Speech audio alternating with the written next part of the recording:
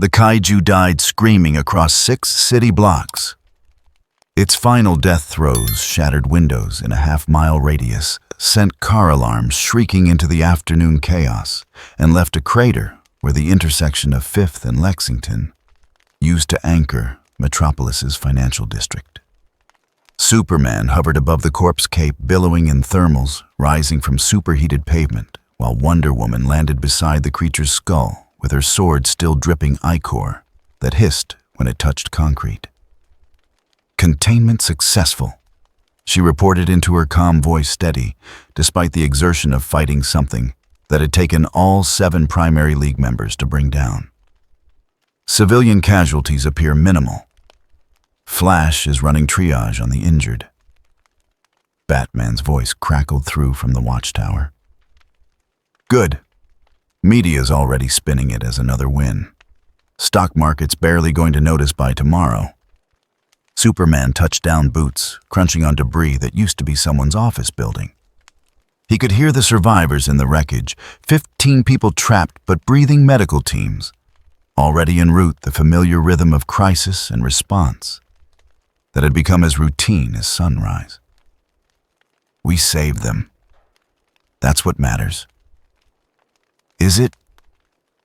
Batman's question carried none of his usual tactical edge. Just something flat and tired that Superman had been hearing more often lately. Check the social feeds when you get a chance. Win or lose, it's the same conversation. 3 hours later, Clark Kent sat in the Daily Planet break room with his tablet scrolling through the digital aftermath of victory. The kaiju footage had gone viral, of course always did. But the comments beneath the triumphant headlines told a different story than the one Lois would write for tomorrow's front page. Another monster. Another mess. When does it end? They save us from threats they probably attracted in the first place. My insurance doesn't cover active superhero. Lost everything today. Again. What's the point of surviving if we're just waiting for the next thing that wants to kill us? Clark closed the tablet harder than he meant to, and the screen cracked down the middle. Across town, in a walk-up apartment in Suicide Slum, where rent was cheap because Hope had moved out years ago, Marcus Webb sat on his bathroom floor with a bottle of pills and a printout of something he'd found on a message board, frequented by people who'd stopped seeing the point.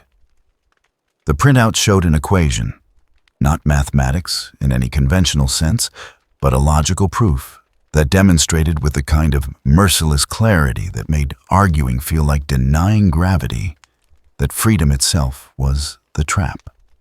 That choice was just another word for the burden of meaningless decisions in a meaningless universe. That the only rational response to existence was to stop participating. Anti-life, they called it. The equation that solved for surrender. Marcus had 3 kids in the next room watching cartoons. He had a job he hated that barely covered rent. He had a wife who'd left because poverty had eroded them both down to raw nerves and resentment. He had Superman's symbol tattooed on his shoulder from back when he'd believed symbols mattered. The equation made sense in a way nothing else had for months. It felt like finally understanding the punchline to a joke everyone else had been laughing at. He opened the pill bottle. In the next room, his daughter asked her brothers if Daddy was okay. 7 years old and already learning to recognize the particular quality of silence that meant adults were breaking. The Batman found the pattern 3 days later. Suicide rates had climbed 18% in major metropolitan areas over the past 6 weeks. Domestic violence up 22%. Emergency room admissions for what paramedics were calling existential shock patients presenting with normal vitals but complete psychological dissociation had tripled. Crime statistics showed something even stranger. Arrests dropping not because enforcement had changed, but because people were committing fewer crimes of passion and more crimes of apathy. Theft without bothering to run. assault without bothering to hide, as if consequences had stopped registering as real. "It's not localized," he told the League during their emergency session. The holographic displays surrounding the conference table showed heat maps of the phenomenon spreading like infection across population centers. "Whatever this is, it's targeting human psychology at the conceptual level, making people stop caring about outcomes." Anti-life. Dr. Fate materialized at the table's far end, his golden helm catching starlight from the observation windows. Kent Nelson's voice emerged hollow and resonant through the mystic artifact. "The equation dark side has sought across millennia. A mathematical proof that free will is slavery and surrender is liberation." Zatanna leaned forward, fingers drumming anxiously against the table. "We've seen fragments before. Cult groups trying to reconstruct it from corrupted apocalyptian data. But this feels different, more complete, more virulent," Fate finished. "Because it is no longer merely transmitted. It is being sustained, fed. There is a structure forming in the astral plane, a framework that treats despair as its fuel and meaninglessness as its product." Superman's jaw tightened. "Then we find the source and shut it down, same as always." "You misunderstand." Fate stood, and the temperature dropped 5 degrees as his presence pressed against local reality. "This is not a weapon you can punch. Anti-life operates on the level of pure information. It is an idea that proves itself true by convincing you that proof doesn't matter. Every mind it touches becomes another vector of transmission.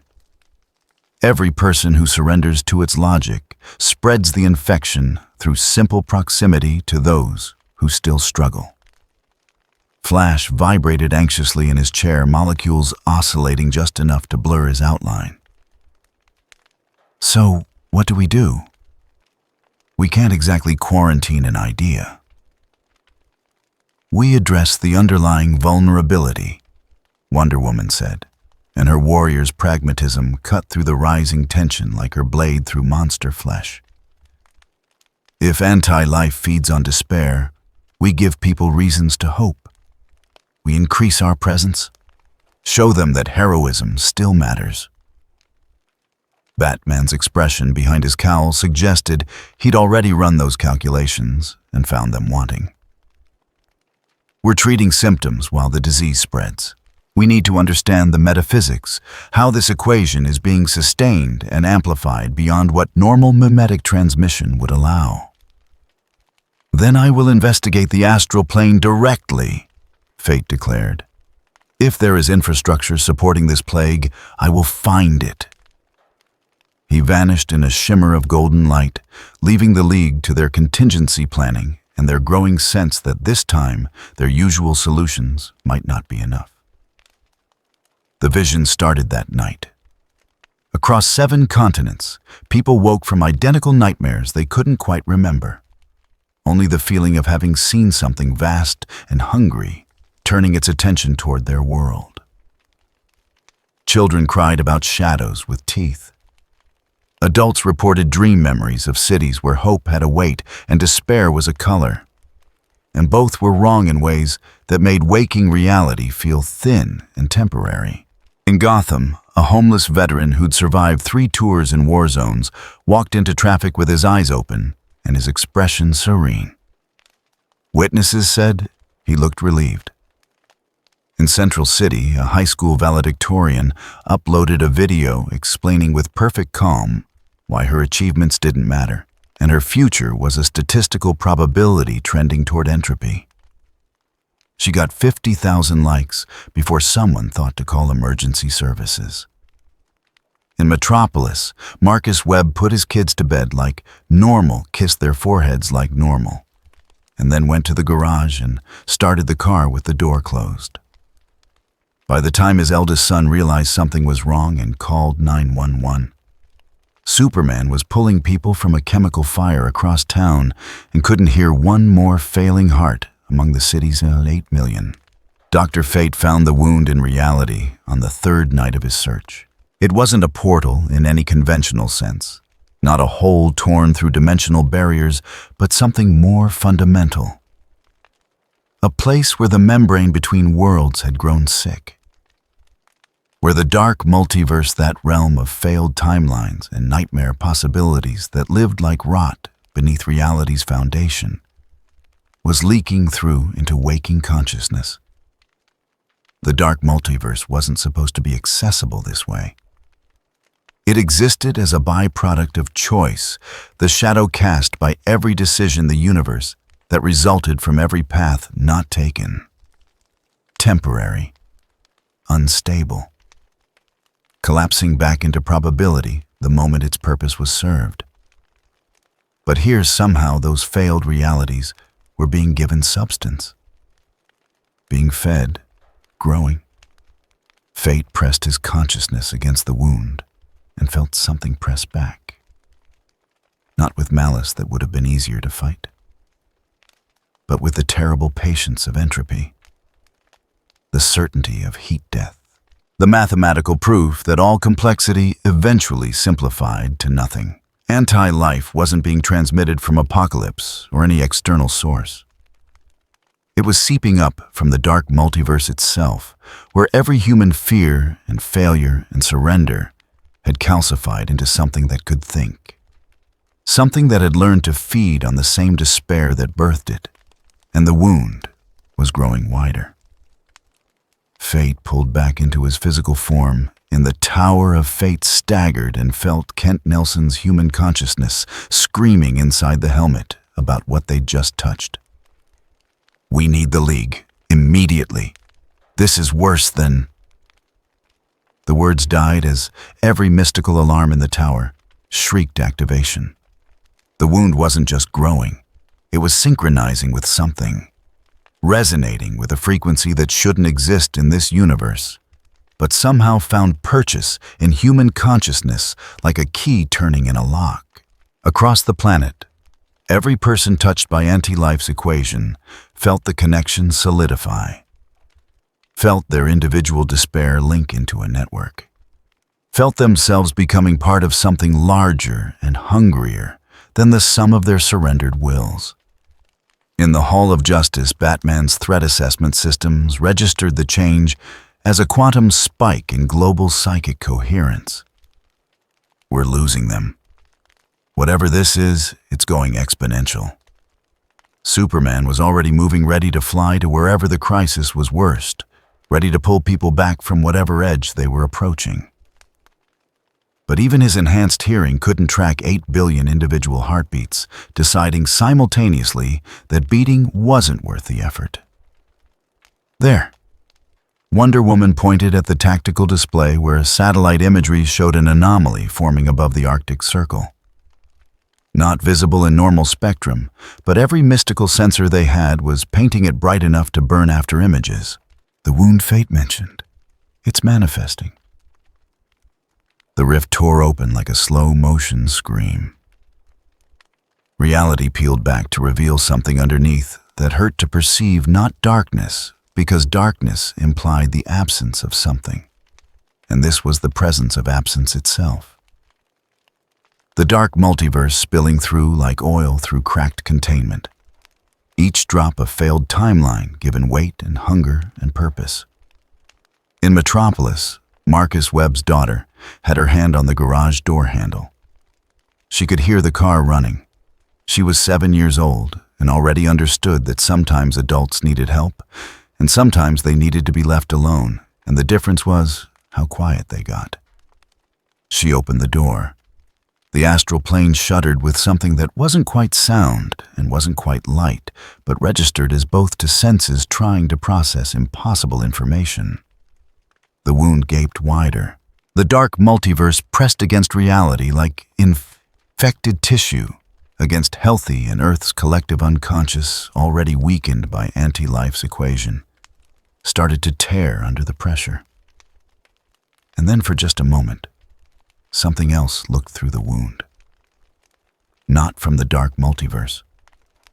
From somewhere else entirely. Somewhere that ran on different laws and older mathematics and calculations, so cold they made anti-life's equation look gentle by comparison. Dr. Fate gasped inside his helmet as he felt the attention of something vast and ancient and utterly without mercy sweep across Earth's noosphere like a spotlight, searching for confirmation of intelligence. Something that measured civilizations not by their achievements, but by their capacity to survive. That classified species as either viable or soon to be extinct based on criteria humans had never needed to consider.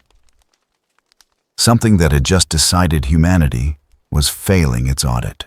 In the Bat Cave, every screen went dark for 3 seconds. When they flickered back to life, new data was streaming across the display's information Batman systems hadn't requested and couldn't trace.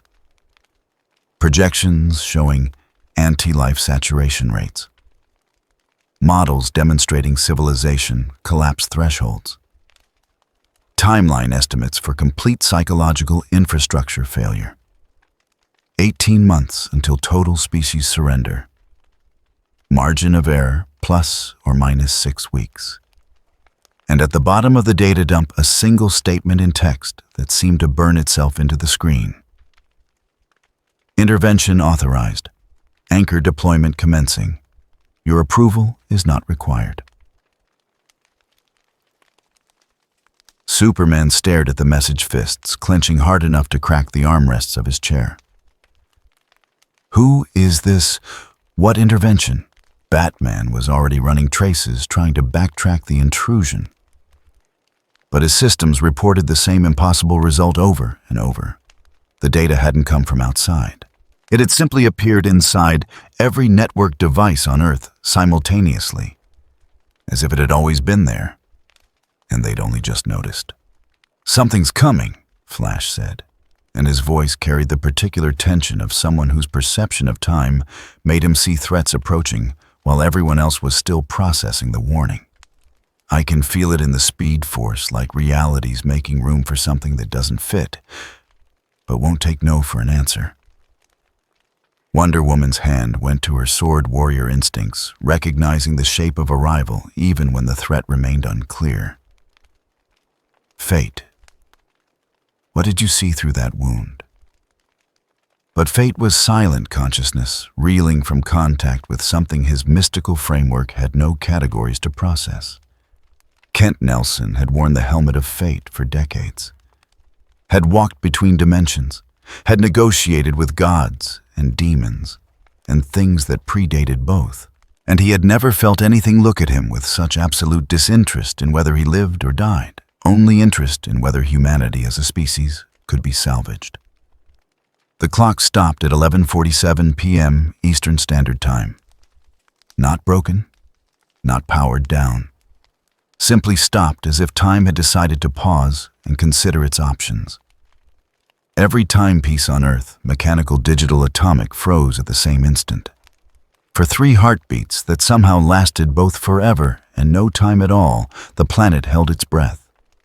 And then, in the dreams of 8 billion people simultaneously, the same image, a crown of gold against a sky that had never seen stars. A presence that radiated authority so absolute it made sovereignty a physics problem rather than a political concept. Eyes that had watched civilizations rise and fall and felt nothing except the calculation of whether their extinction served the greater survival of their species. A single word delivered not as sound, but as certainty implanted directly into human consciousness. Enough. The clocks resumed. 11:47 became 11:48.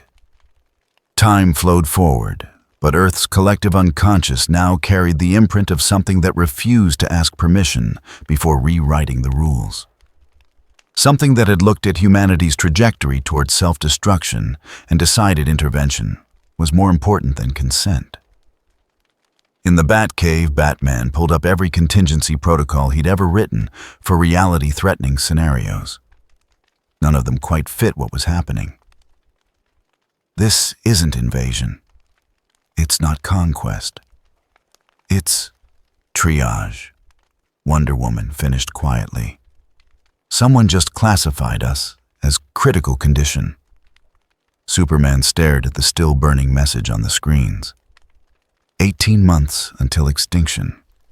Numbers that should have felt like fear, but somehow registered as promise, as if whoever had written them wasn't threatening, but informing, providing data points for a problem they'd already decided to solve. "Then we stop them," he said. "Whatever this is, whoever thinks they can just rewrite humanity's fate without asking, we stop them before they start." Batman didn't answer. He was too busy running calculations on how you fought something that had already demonstrated the ability to speak directly into 8 billion minds at once. How you resisted something that measured victory not in territory conquered, but in species preserved.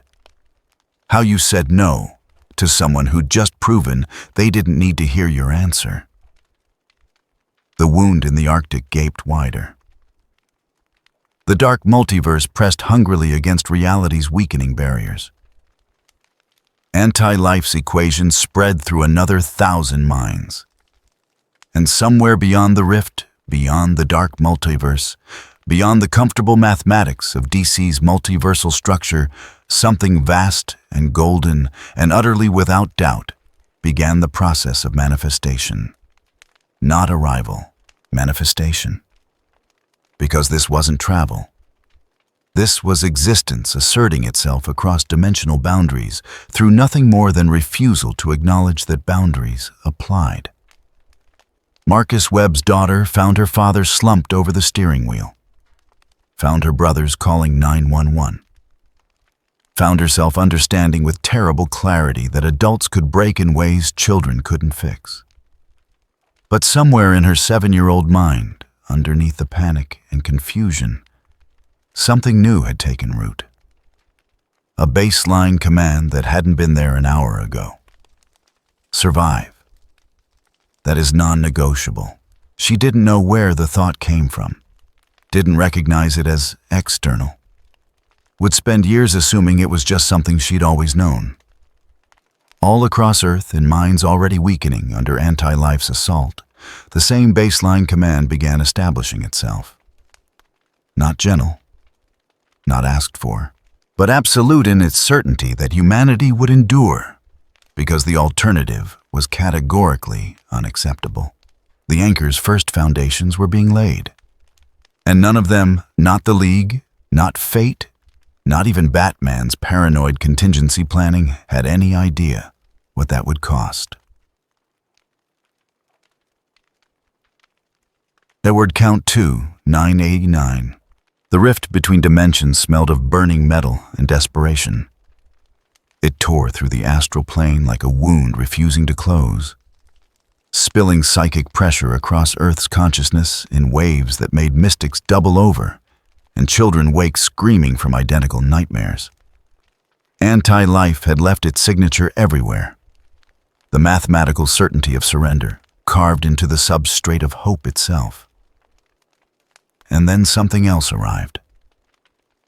The manifestation began not with thunder or light, but with silence. A profound absence of chaos that swept across metropolis Gotham's central city like the leading edge of a storm that had already decided the outcome. Cult gatherings planning their next mass conversion found themselves suddenly unable to remember why meaninglessness had seemed so attractive. Street preachers of despair choked on their own sermons, words turning to ash in their throats. In the Hall of Justice, alarms, designed to detect reality breaches, screamed for 3 seconds before cutting out entirely. Batman's fingers flew across holographic displays, tracking the anomaly as it stabilized into something his instruments insisted could not exist, a presence that registered simultaneously as psychic phenomenon, dimensional anchor, and concentrated human will refine to a weapon. Something just punched through from outside our cosmology, he said, voice flat with the careful control he used when genuinely uncertain. The rift isn't closing, it's being held open, deliberately. Superman floated 3 inches off the floor cape, pooling around his boots, eyes distant as he scanned across spectrums mortal instruments couldn't touch. I can hear it, like a beacon, but it's not calling for help. It's giving orders. Wonder Woman's hand rested on the pommel of her sword warrior, instincts recognizing the shape of command authority even when she couldn't yet see its source. Orders to whom? To everyone, Superman said quietly. To every human mind capable of despair. The first visual confirmation came from security footage across 7 cities simultaneously. Not a physical form descending from the sky, but something more fundamental, awareness, crystallizing into presence, the way temperature becomes ice. Wherever the phenomenon manifested, it wore the same face, a figure in golden armor, whose features seemed to shift depending on the viewer's cultural framework for absolute authority, yet whose essence remained constant. Ancient beyond calculation, utterly without mercy, completely devoted to a singular purpose that made individual suffering irrelevant beside species survival. Flash arrived at the hall carrying 3 different civilian phones, all playing the same viral video. You need to see this. It's everywhere. Every platform, every language, The screens filled with footage from a Pittsburgh street corner where anti-life cultists had been distributing their equation-laced pamphlets. The figure in gold stood among them, not moving, simply existing with such concentrated certainty that reality seemed to sharpen around him like a photograph coming into focus. One cultist, braver or more desperate than the others, raised a weapon the kind that fired condensed anti-life fragments, each bullet designed to strip away layers of self-determination. The shots never reached their target. They simply stopped existing mid-air, erased by proximity to something that refused to acknowledge meaninglessness as a valid state of being. I am here because you are failing, the figure said. And his voice carried the weight of 10,000 years spent making decisions no one else could bear. Your Justice League wins battles while losing the war. Your symbols inspire hope that evaporates the moment pressure exceeds comfort. You save individuals while your civilization collapses into the abyss that feeds on collective weakness. Superman's jaw tightened, hands curling into fists that could shatter mountains. We need to get there. Now. Wait. Batman's hands shot out, stopping the Kryptonian mid-launch. Look at the cultists. On screen, the anti-life distributors weren't attacking or fleeing. They were kneeling faces, twisted in confusion and pain, as something inside them warred with the equation that had consumed their will. Kafra were crying genuine tears, not the empty leakage of broken psychological machinery. One was trying to speak, mouth working around words that kept dying before reaching the air. The golden figure raised one armored hand, and the gesture carried such absolute authority that even watching through recorded footage made every hero in the hall feel the weight of judgment. You were taught that freedom means choosing surrender. You were shown equations that made existence meaningless. But equations require axioms, and your axioms were lies. Light bloomed around him, not bright, not warm, but cold and merciless as dawn after a night that tried to last forever. It poured into the cultists like liquid mathematics, rewriting their internal logic, burning away the anti-life infection, not through destruction, but through replacement. Through the introduction of a more fundamental equation, survival is non-negotiable. When the light faded, the cultists were on their hands and knees, sobbing or vomiting, or simply staring at their own hands, as if seeing them for the first time. Broken, traumatized, but no longer hollow. The figure turned toward the camera as if he'd known it was there all along. As if he'd wanted this recorded, distributed, made into evidence of a new paradigm. My name is not your concern. My origin is irrelevant. What matters is this: I have anchored humanity's collective will against the forces that feed on its dissolution. The beacon is lit. Despair will find no purchase here. The feed cut to static. Batman pulled up satellite imagery tracking energy signatures that his instruments labeled as psychic resonance patterns, forming a global network. He wasn't exaggerating about the anchor. There's a structure forming in Earth's noosphere, the collective unconscious. It's like someone built a lighthouse in the middle of our species' shared mental space. Can you analyze it? Wonder Woman asked, moving closer to study the data streams. I'm trying. The architecture is coherent, but alien.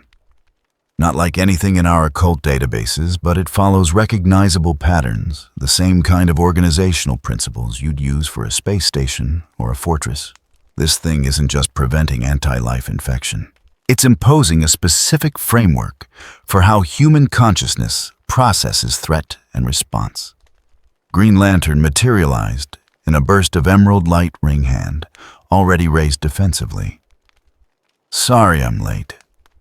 My ring's been going haywire, keep getting warnings about massive willpower disruption across the planet. But it can't decide if it's hostile or... He stopped seeing the screens. What did I miss? First contact, Superman said grimly, with something that thinks it's saving us. The second manifestation hit the watchtower itself. One moment, the space station orbited peacefully above Earth's curve monitoring systems, humming with familiar efficiency. The next, every psychic defense system Batman had installed screamed warnings about intrusion, and the golden figure stood in the center of their command deck, as if he'd been constructed from local atoms, rather than traveling any distance at all. Wonder Woman's sword cleared its sheath with trained precision. Flash vibrated into combat-ready stance. Green Lantern's ring blazed with enough concentrated will to cage a star.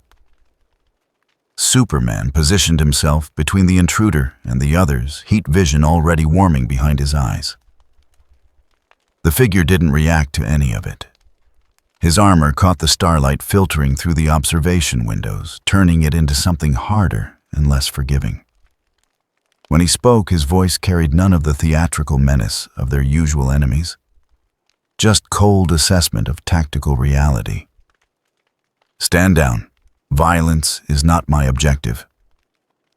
Then state your purpose.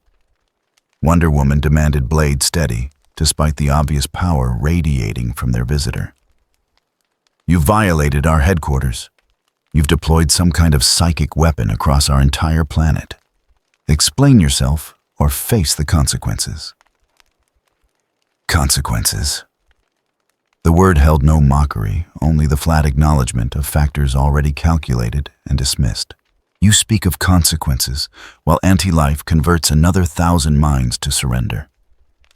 While the dark multiverse bleeds through the cracks your battles leave in reality. While your civilization slides toward extinction because you prioritize individual comfort over species survival. Batman stepped forward, cape settling around his armored frame with practiced precision. Of all the heroes present, only he approached without visible weapon ready, though that meant nothing regarding his actual preparedness. You claim to be helping. Prove it. What is this anchor you've established, and what does it cost? For the first time, something almost like approval flickered across the golden figure's features. Finally, a tactician. He gestured and holographic data streams materialized between them, not pulled from the watchtower's systems, but generated from nothing information made manifest through will alone. What I have built is called an anchor. In my reality, we maintain a psychic beacon called the Astronomicon to guide humanity through the immaterium, what you would recognize as the realm where thoughts have substance and nightmares can become literal. Your anti-life equation exploits similar principles, weaponizing despair until it achieves critical mass. The data showed Earth's noosphere as a three-dimensional map of collective consciousness with dark tendrils of anti-life infection, spreading like cancer through population centers. Where the anchor's influence reached, the infection stopped, not healed, but contained. Frozen. Held at bay by something that declared despair categorically invalid. The cost, Batman said. It wasn't a question. Immediate psychological strain as individual wills align with the collective imperative to survive. Long-term, your species develops resistance to existential manipulation, but comfort becomes a secondary concern to endurance. The alternative cost: complete dissolution of human consciousness within 18 months as anti-life reaches saturation. Superman's eyes narrowed. You're asking us to trade freedom for safety. That's the oldest tyranny in history. I am not asking. The correction carried no heat, no anger. Only the absolute certainty of someone who had made harder choices than anyone in this room could imagine. I am implementing the only solution that preserves your species' existence. Your approval is irrelevant. Your cooperation would be more efficient, but I will proceed regardless. The room exploded into argument. Green Lantern demanding explanations about willpower manipulation. Flash calculating response scenarios at super speed, already mapping escape routes. Wonder Woman invoking ancient Amazon principles about imposed order versus earned victory. Superman building a case for why forced salvation was just another form of conquest. Batman remained silent, studying the data with the intensity he usually reserved for decoding Riddler's deadliest puzzles. The anchor's architecture was brutal in its elegant psychic infrastructure designed to transform humanity into something capable of surviving threats their current psychology couldn't even process. It would work. He could see exactly how it would work. And that terrified him more than any of Joker's schemes ever had. You need to shut it down, Superman said, and despite the reasonable tone, it was clearly not a request.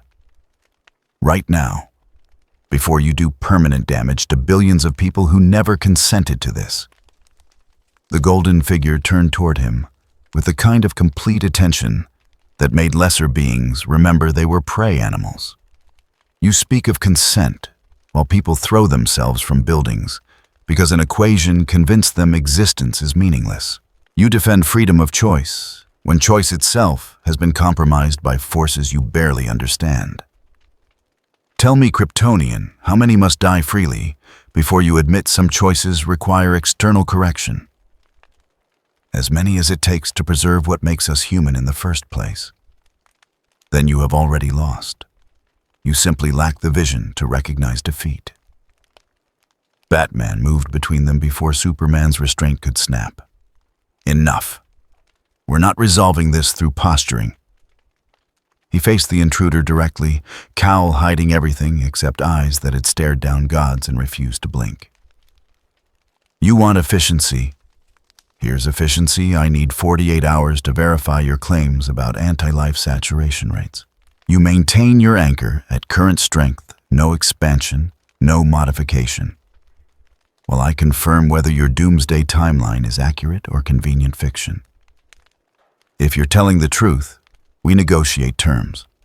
If you're lying, we find a way to remove you. Agreed? The figure regarded him with something that might have been respect in a creature capable of such nuances. You understand triage. Good. You have 36 hours. Not because I need your permission, but because demonstrating the threat's reality serves my objectives. Use the time wisely. He vanished as he'd arrived, presence simply ceasing to pressure local reality. But his parting words lingered in the air like radiation. The beacon is lit. Despair ends here. Whether you like how that feels is your concern, not mine. In the silence that followed, Flash was first to speak. Did he just negotiate, slightly? He gave Batman data. Wonder Woman said slowly, lowering her sword but not sheathing it. That's tactical cooperation. It's manipulation. Superman's hands remained clenched, jaw tight with the kind of anger that came from being offered a problem he couldn't solve with strength. He's making us complicit, giving us just enough rope to either help him or hang ourselves trying to stop him.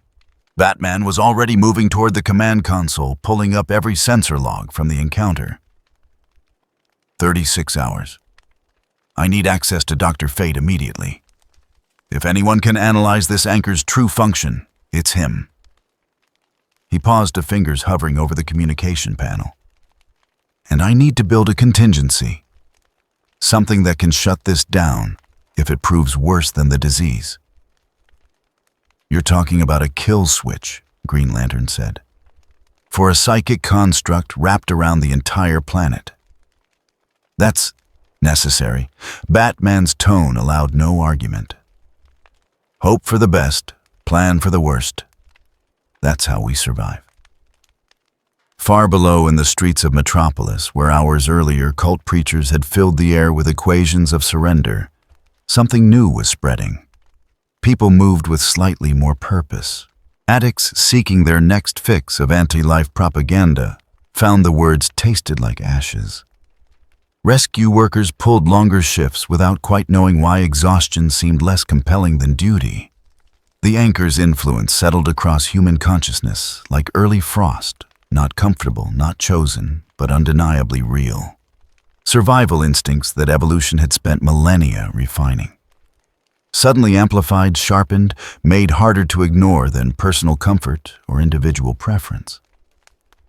In apartment buildings across 7 continents, people experience the same strange sensation, the feeling of being seen by something vast and ancient and utterly without sentimentality. Something that measured them not as individuals but as cells in a larger organism worth preserving. Some found it comforting. The certainty of mattering to a force greater than themselves. Others found it suffocating. The knowledge that their choices now echoed through a structure they hadn't built and couldn't escape. None of them could look away from their own hands and deny that something fundamental had shifted, that the world now operated under new axioms, whether those axioms had been requested or not. Batman worked through the night in the Batcave, surrounded by holographic models of the anchor's architecture. Alfred brought coffee at intervals, said nothing about the obsessive intensity he recognized from previous crises, and quietly ensured the prototype neural disruptor charging in the corner workshop remained hidden from any potential surveillance. In the manner above, news broadcasts showed global statistics shifting in real time. Suicide rates dropping, violent crime decreasing, emergency rooms reporting fewer patients arriving with that particular hollow expression that marked anti-life infection. The numbers were undeniable. Humanity was being saved. And Bruce Wayne had never been more certain that this salvation would exact a price his world couldn't afford to pay. Mashina word count 2487. Batman found the evidence at 3:47 a.m. in a data packet that shouldn't exist. The Batcave's quantum-encrypted servers had detected the intrusion 12 seconds after it began. An impossibility given the system's design, but impossible had stopped. Meaning what it used to. The files materialized in his secure partition, like memories he'd simply forgotten to access earlier, and their contents made his jaw tighten behind the cowl. Predictive models showing anti-life saturation curves across demographic segments. Infection vectors mapped to social media algorithms, news consumption patterns, economic anxiety indices. Psychological profiles of populations most vulnerable to existential manipulation. All of it cross-referenced with historical parallels from civilizations that had collapsed not from external conquest, but from collective loss of purpose. The data was impeccable, terrifying in its precision. And it came with a single attached note. You require proof. Here is proof. Now we discuss terms. Bruce Wayne had built contingencies for alien invasion, demonic incursion, time paradox, and reality collapse. He'd planned for the day Superman went rogue for the hour. Wonder Woman's warrior nature overwhelmed her compassion. For the moment the Flash decided velocity mattered more than morality. But he'd never quite planned for someone who fought wars by proving they were necessary with footnoted research. The holographic displays painted the picture in merciless clarity. Without intervention, anti-life would reach critical saturation in major population centers within 9 months. Not 18. The earlier estimate had been conservative. Once 15% of any given population accepted the equation's logic, transmission became geometric. Surrendered minds didn't just spread the infection, they became living proof of its validity. Walking arguments that resistance was futile because look how peaceful surrender could be. "Alfred," he said quietly into the cave's stone silence. "Sir." The butler's voice emerged from speakers hidden in the rock, carefully neutral, in the way that meant he'd been watching the data feeds and had already drawn his own conclusions.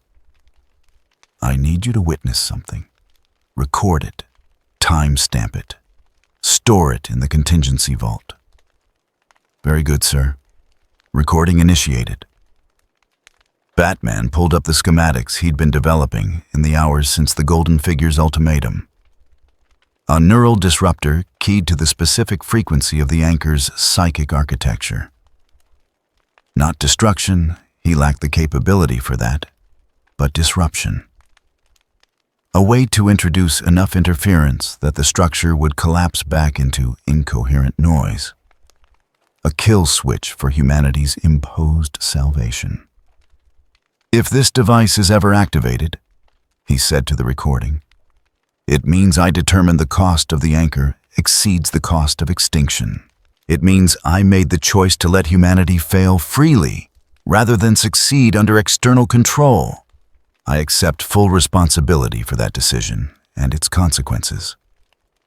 He paused, then added with characteristic honesty, "I also acknowledge I might be wrong."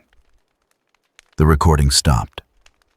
The device continued its slow construction in the workshop's automated fabricators, each component assembling itself from plans Bruce had encoded into quantum states that couldn't be remotely accessed without destroying the information itself.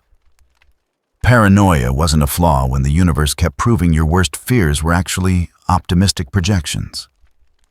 The summons came at dawn, not through conventional communication channels. Batman simply knew the way. You know you're being watched, the way prey animals sense predators before seeing them, that the Golden Figure wanted to meet.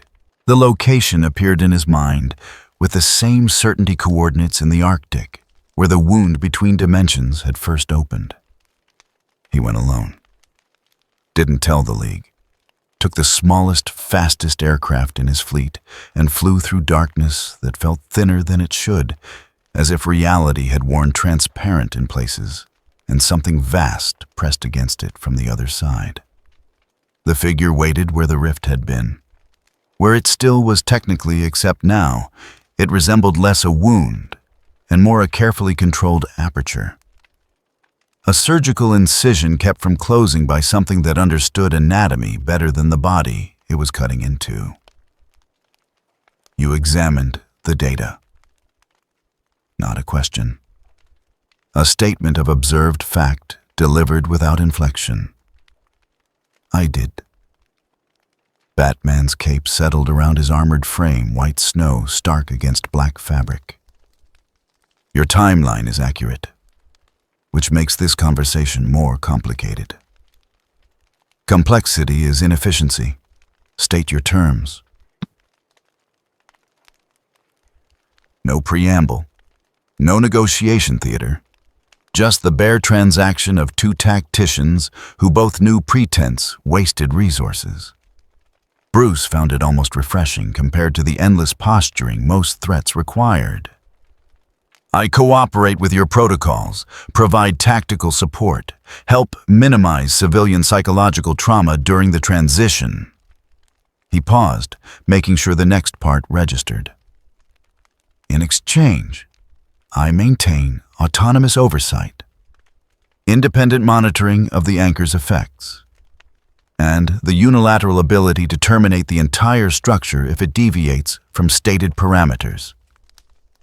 The golden armor caught the aurora borealis painting the sky above them, turning Arctic light into something harder and less forgiving.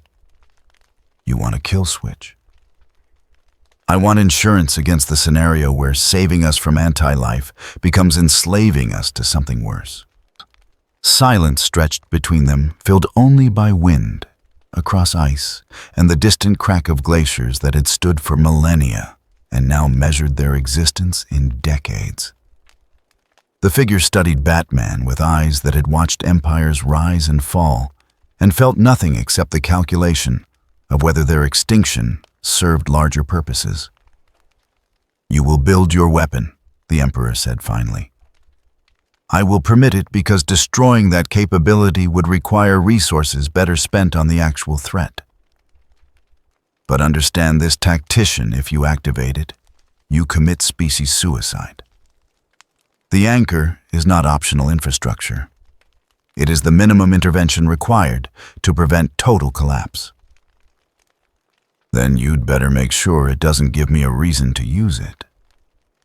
Something that might have been approval flickered across features that seemed to shift based on what the viewer expected absolute authority to look like. You grasp the mathematics of mutually assured destruction. Good. That provides a foundation for coordination. He gestured and data streams materialized in the frozen air. Tactical overlays showing population centers' infection density, maps, resource allocation models. We begin with the cult networks. They are not merely victims, but amplifiers. Every converted mind becomes a transmission node. We must interrupt the signal. Bruce studied the data mind already running scenarios.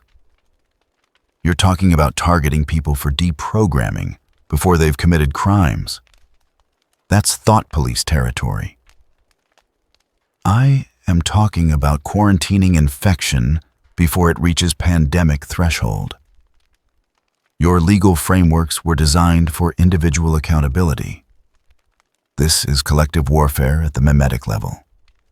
Adapt or watch your civilization drown in its own surrender. There are lines. Your lines are luxuries purchased with stability you no longer possess. The Emperor's tone remained flat, but something in the words carried weight like falling mountains. Every hour you debate philosophy, anti-life claims another 1,000 minds. Your principles are admirable. They are also suicidal in present context. Batman's gloved hands curled into fists. Everything in him recoiled from the logic from the cold arithmetic that made individual rights negotiable against species survival. But the data didn't lie. The infection curves showed exponential growth. And he'd spent his entire career making impossible choices between bad options and worse ones. We do this surgically, he said. Minimum force, maximum precision. And the moment it starts looking like oppression instead of intervention, I reevaluate. Acceptable. I will provide targeting data. You will coordinate with local authorities. Present this as cooperative threat assessment rather than imposed control. Humans respond better to the illusion of autonomy even when actual autonomy is constrained. Bruce wanted to argue that it wasn't an illusion if they were genuinely cooperating. Wanted to believe the distinction mattered. But looking at the tactical overlays, seeing the precision with which this entity had already mapped every vulnerable population and optimal intervention point, he suspected autonomy had become theoretical the moment the anchor activated. Still, better to have some influence than none. Better to be inside the system where he could monitor for abuse than outside where he'd only discovered tyranny after it had already metastasized. "I'll need your assurance," he said, on record, "that this is temporary. That once anti-life is contained, the anchor's influence reduces to baseline defensive posture." The Emperor regarded him with the kind of patience usually reserved for children asking why the sky was blue. "I will provide no such assurance, because it would be a lie. Anti-life is not a discrete threat that can be eliminated. It is a fundamental vulnerability in human psychology, the capacity to choose meaninglessness when meaning becomes difficult. The anchor addresses that vulnerability permanently. Adaptation, not treatment. That's not saving us. That's changing us into something else. Yes, into something that survives. You may philosophize about the distinction after your species still exists to have the conversation. Batman stared across the frozen wasteland, seeing his reflection in ice that had witnessed the planet's history with geological indifference. "I want formal updates. Weekly assessments of the anchor's psychological impact. Any deviation from predicted parameters gets flagged immediately." "Agreed. You will have full access to monitoring data. Transparency serves both our interests." The Emperor turned toward the rift, golden armor stark against the dark multiverse's hungry shadows visible beyond. "One final matter, tactician. Your Justice League will resist, Superman particularly. His idealism is admirable but tactically dangerous in crisis parameters. You will need to manage internal dissent before it undermines operational coherence." "I'll handle the League. See that you do. Divided leadership in wartime is how civilizations lose wars they should have won." He paused at the rift's edge outline, beginning to dissolve back into psychic projection. "The first operation begins in 72 hours. Targeting data will be delivered directly to your secure systems. Coordinate accordingly." And then he was gone, leaving Batman alone on the ice, with the weight of collaboration that felt uncomfortably like complicity. The Crisis Integrity Task Force formed quietly without press releases or public announcement. Officially, it was an emergency coordination body, bringing together elements of ARGUS, the DEO, and Justice League tactical resources to address the rising psychological crisis. Unofficially, it was a dragnet designed to identify and isolate anti-life infection vectors before they reached critical mass. Batman ran it from a hardened facility beneath Gotham, coordinating through proxies so his direct involvement wouldn't become public knowledge. The targeting algorithms were frighteningly precise social media analysis that could predict conversion vulnerability within 3 standard deviations. Communication pattern recognition that flagged cult recruitment. Before explicit contact occurred, behavioral modeling that identified individuals approaching psychological crisis points. They pulled the first suspect on a Tuesday. Software engineer named Patricia Garza, who'd been posting increasingly nihilistic content across multiple platforms. No overt cult affiliation, no criminal record, just a trajectory the algorithms flagged as high probability conversion within 48 hours.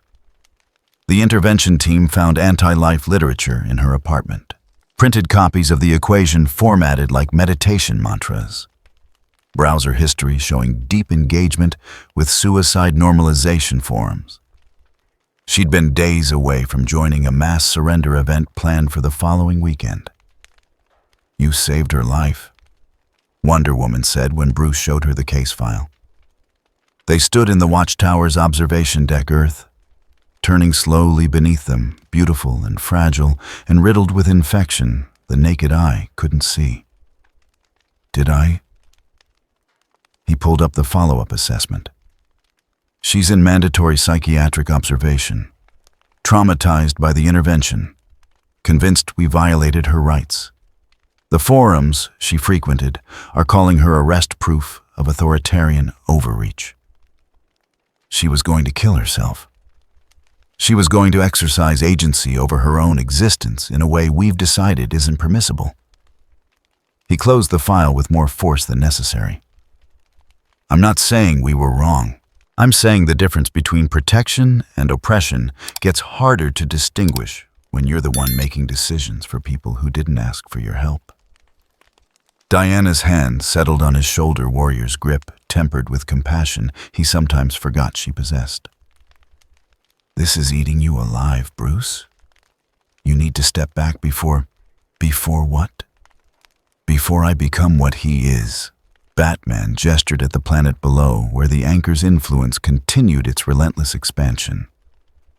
Maybe that's the point. Maybe the only way to fight something that cold is to match its temperature. You don't believe that. I don't know what I believe anymore.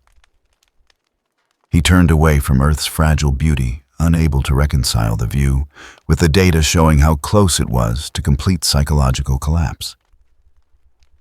Run the numbers yourself. Verify the infection models.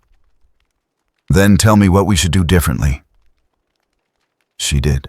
Spent 3 days reviewing every piece of evidence, every projection, every tactical assessment. And when she came back to him, her expression carried the weight of someone who'd looked into the abyss and found it looking back with mathematical precision. The data supports his conclusions, she said quietly. I hate that it does, but it does. So we continue. We continue. But we watch him, Bruce. Every hour, every decision. The moment this transitions from crisis response to permanent control, we act. Agreed. He pulled up the next operation's targeting data. 53 individuals flagged as conversion risks across Metropolis alone. Each one a person with rights and dignity and agency that the algorithms said they were about to surrender to an equation that made existence meaningless. Though I'm not sure we'll recognize the transition when it happens. Superman saw it differently. He stood in the Fortress of Solitude, surrounded by crystals, holding the accumulated knowledge of Krypton, and tried to reconcile what he was seeing with everything he'd built his life around.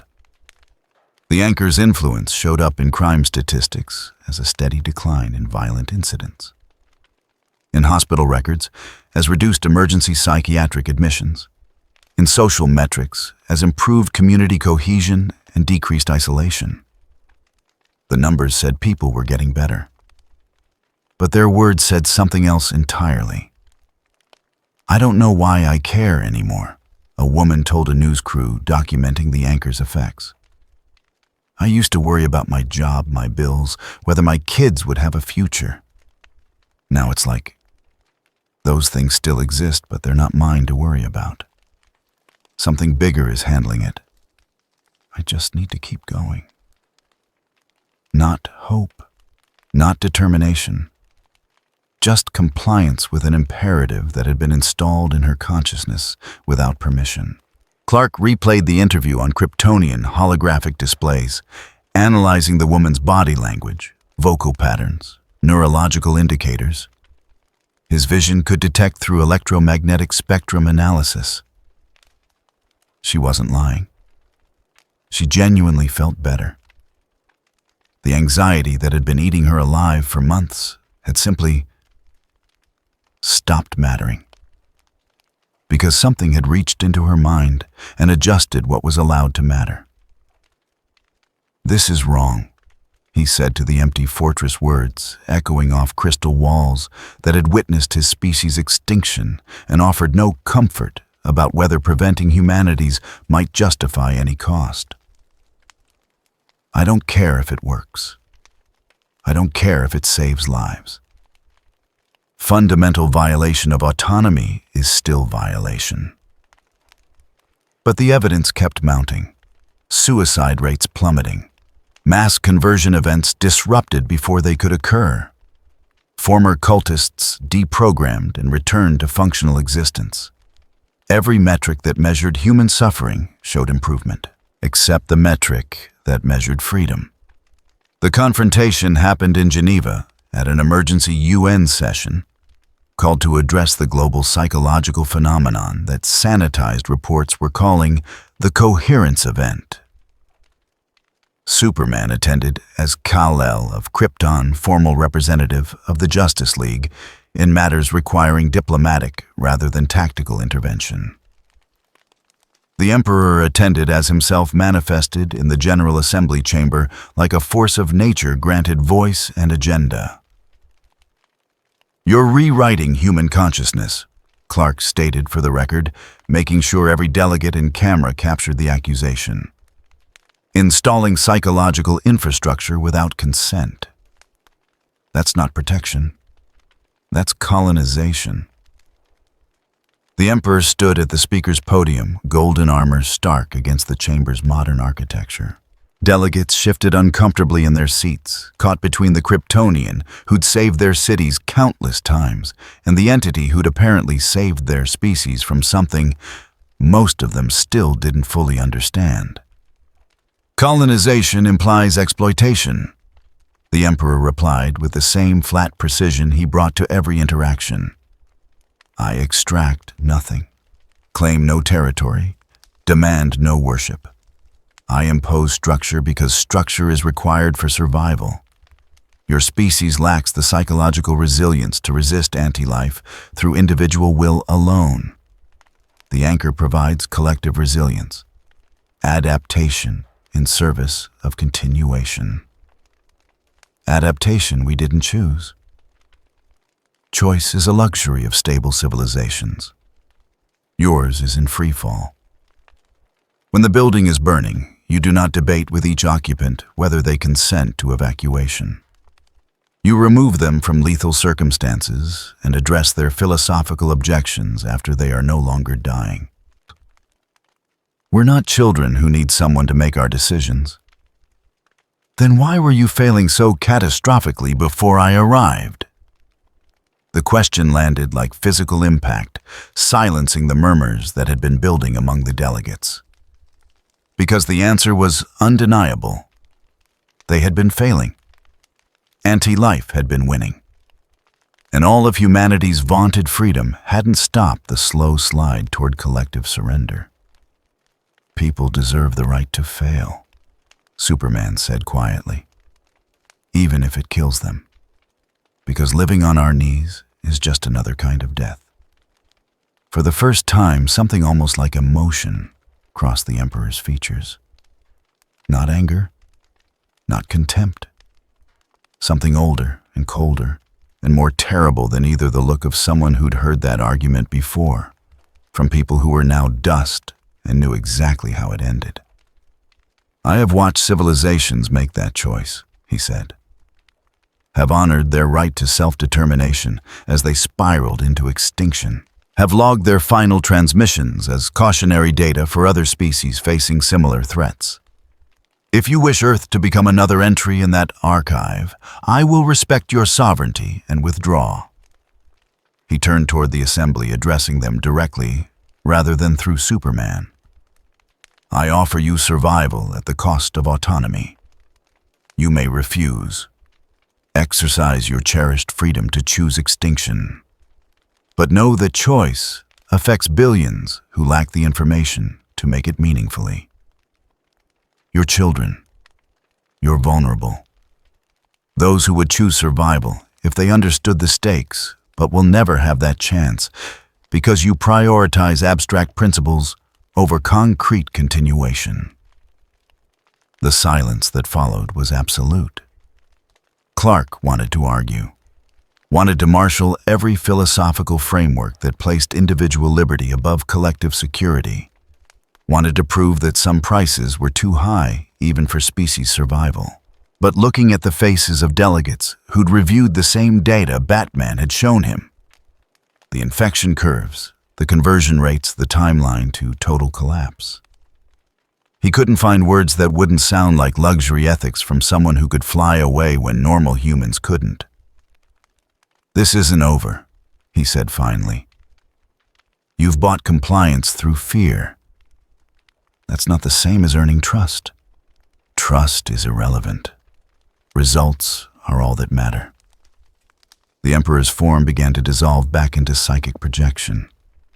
Your resistance is noted. Your objections are logged. But the anchor remains. Humanity survives. Everything else is philosophical indulgence you can afford after the crisis passes. He vanished, leaving Superman standing before an assembly that couldn't quite meet his eyes. Because they'd heard both arguments, weighed both positions, and most of them, not all but enough, had made the same cold calculation the Emperor offered. Better to live constrained than die free. Dr. Fate felt the anchor's influence like a splinter in the astral plane's flesh. It didn't corrupt exactly, wasn't chaos or evil in any conventional sense. But it imposed order in places where order hadn't existed before. Smoothed edges that were meant to be rough. Channeled flows of collective consciousness into predetermined patterns, instead of letting them find their own courses through the noosphere. Kent Nelson had worn the helmet of fate long enough to recognize tampering when he felt it. And this was tampering on a scale that made his mystic senses scream warnings about forces that should not be manipulated without understanding their full cosmic context. He materialized in the Hall of Justice during a League strategy session, golden helmet blazing with power that made the air taste like ozone and ancient mathematics. We need to address the metaphysical implications of what you're allowing. Batman looked up from tactical displays showing the latest operation results. Allowing last I checked, we don't have a veto. You have coordination, cooperation. That makes you complicit in something that violates fundamental cosmic balance.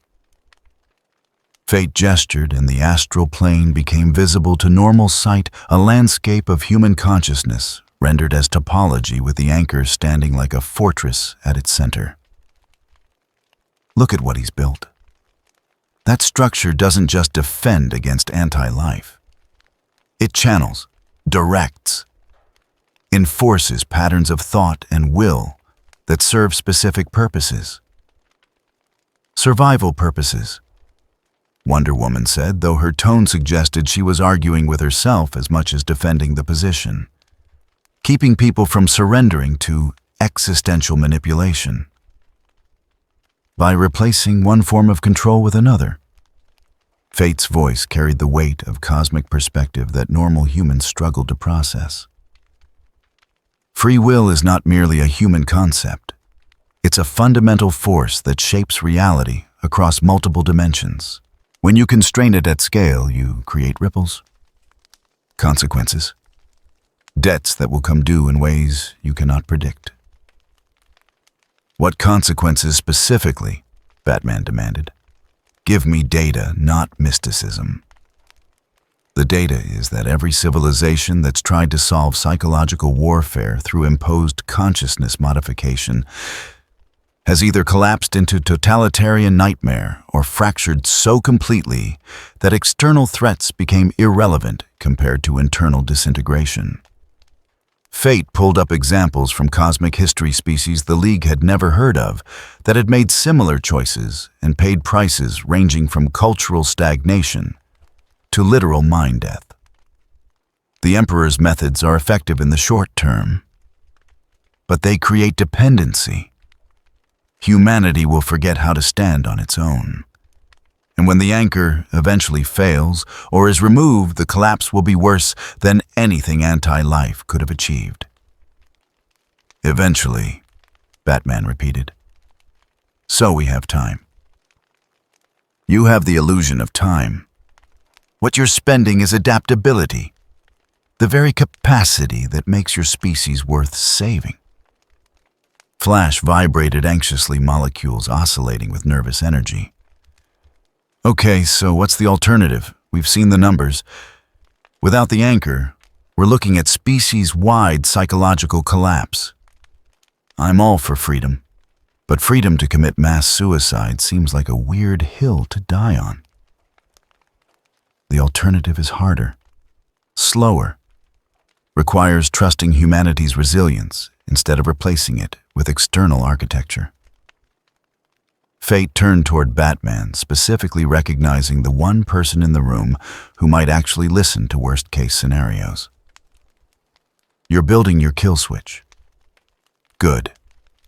But understand what happens if you use it. The anchor has integrated into millions of psyches already. Removing it suddenly will create void space that anti-life will rush to fill. You'll need a transition plan, gradual reduction of influence while simultaneously building natural resistance. How long would that take? Years, possibly decades. We don't have decades, Wonder Woman said. We have months before anti-life reaches critical saturation if the anchor fails. Then you accept the Emperor's timeline and hope he's being honest about eventual autonomy restoration. Fate's helmet blazed brighter frustration, bleeding through mystic composure. But I'm telling you, this is a trap. Not in the sense of deliberate malice, but in the sense of all solutions that sacrifice long-term freedom for short-term survival. You're trading one crisis for another.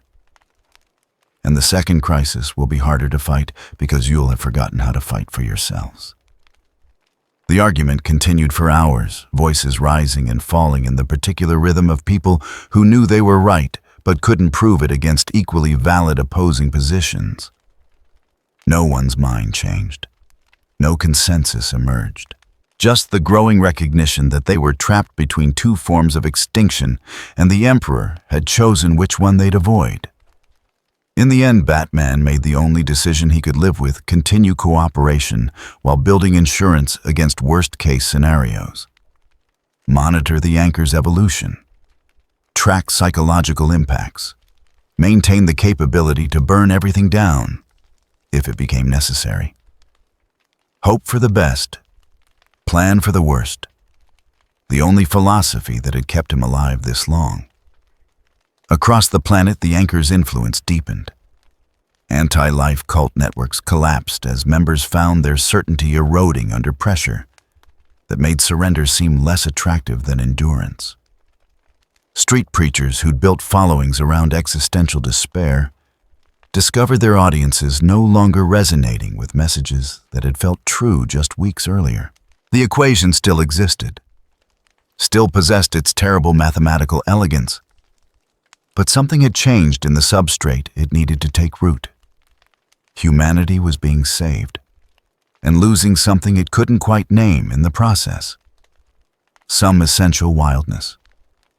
Some capacity for both transcendent hope and absolute despair that had defined the species since consciousness emerged from evolutionary noise. They were becoming more stable, more resilient, more capable of surviving threats that would have broken them before, and less recognizably themselves. In the Batcave, the kill switch continued its secret construction, each component assembling into a weapon that might save humanity's soul by destroying its survival mechanism. In the Fortress of Solitude, Superman stared at Earth and wondered if he was fighting for the right principles or just comfortable ones. In the Tower of Fate, Kent Nelson felt cosmic balance shifting and knew with terrible certainty that this story would not end well, no matter who won. And in the noosphere that humans couldn't see but lived within the anchor, pulsed with cold golden light, a beacon against darkness, a fortress against surrender, and a cage they'd never agreed to occupy. The anti-life avatar watched from the dark multiverse's edge and smiled with something that had once been a mouth before mathematics replaced biology. The Emperor had given humanity structure, stability, purpose. Perfect conditions for demonstrating that even the most carefully constructed will could be broken. That surrender wasn't about weakness. It was about recognizing when resistance cost more than submission was worth. And Earth was about to learn exactly how much its imposed salvation could withstand. Word count 5. 286. The attack came during the changeover between day and night, that liminal moment when the world held its breath between states and reality felt thinner than usual. Dr. Fate sensed it first, a rupture in the astral plane so violent it made his mystic senses scream warnings that bypassed thought and went straight to primal alarm. The dark multiverse wasn't just leaking anymore. It was hemorrhaging, pouring through weak points in reality like infected blood, through failing capillaries, and each drop carried fragments of failed timelines where humanity had already surrendered to anti-life and become something that wore human shapes but operated on equations that made existence a mathematical proof of futility. "They're coming," he said into the emergency channel voice distorted by the helmet of fate's resonance. "Not armies, not invasions, possibilities. Failed versions of ourselves made manifest. Every timeline where we lost, where I knew anti-life won, is being given substance and sent against us." In the watchtower, Batman pulled up satellite imagery showing reality distortions forming across population centers. Not explosions or portals, but zones where the normal laws of causality started offering alternative suggestions. Where buildings flickered between states of being damaged and undamaged based on which failed timeline was bleeding through. Where people looked at their own hands and saw them belonging to versions of themselves who'd already given up. How many Wham? Wonder Woman demanded, already moving toward the transport pads. All of them. Fate's response carried the weight of cosmic perspective that made numbers inadequate. Every moment of despair humanity has experienced. Every choice that led toward surrender. The dark multiverse is weaponizing our own capacity for failure and throwing it back at us. The first manifestation appeared in Metropolis. It wore Superman's face. Clark Kent, if he'd decided hope was a lie and saving people just delayed their inevitable recognition that existence was meaningless.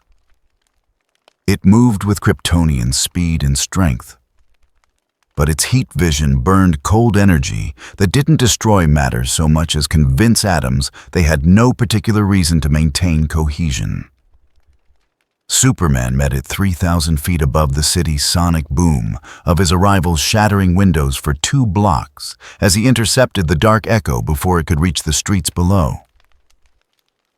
"You're not real," he said, heat vision warming behind his eyes. "You're just a nightmare given temporary shape."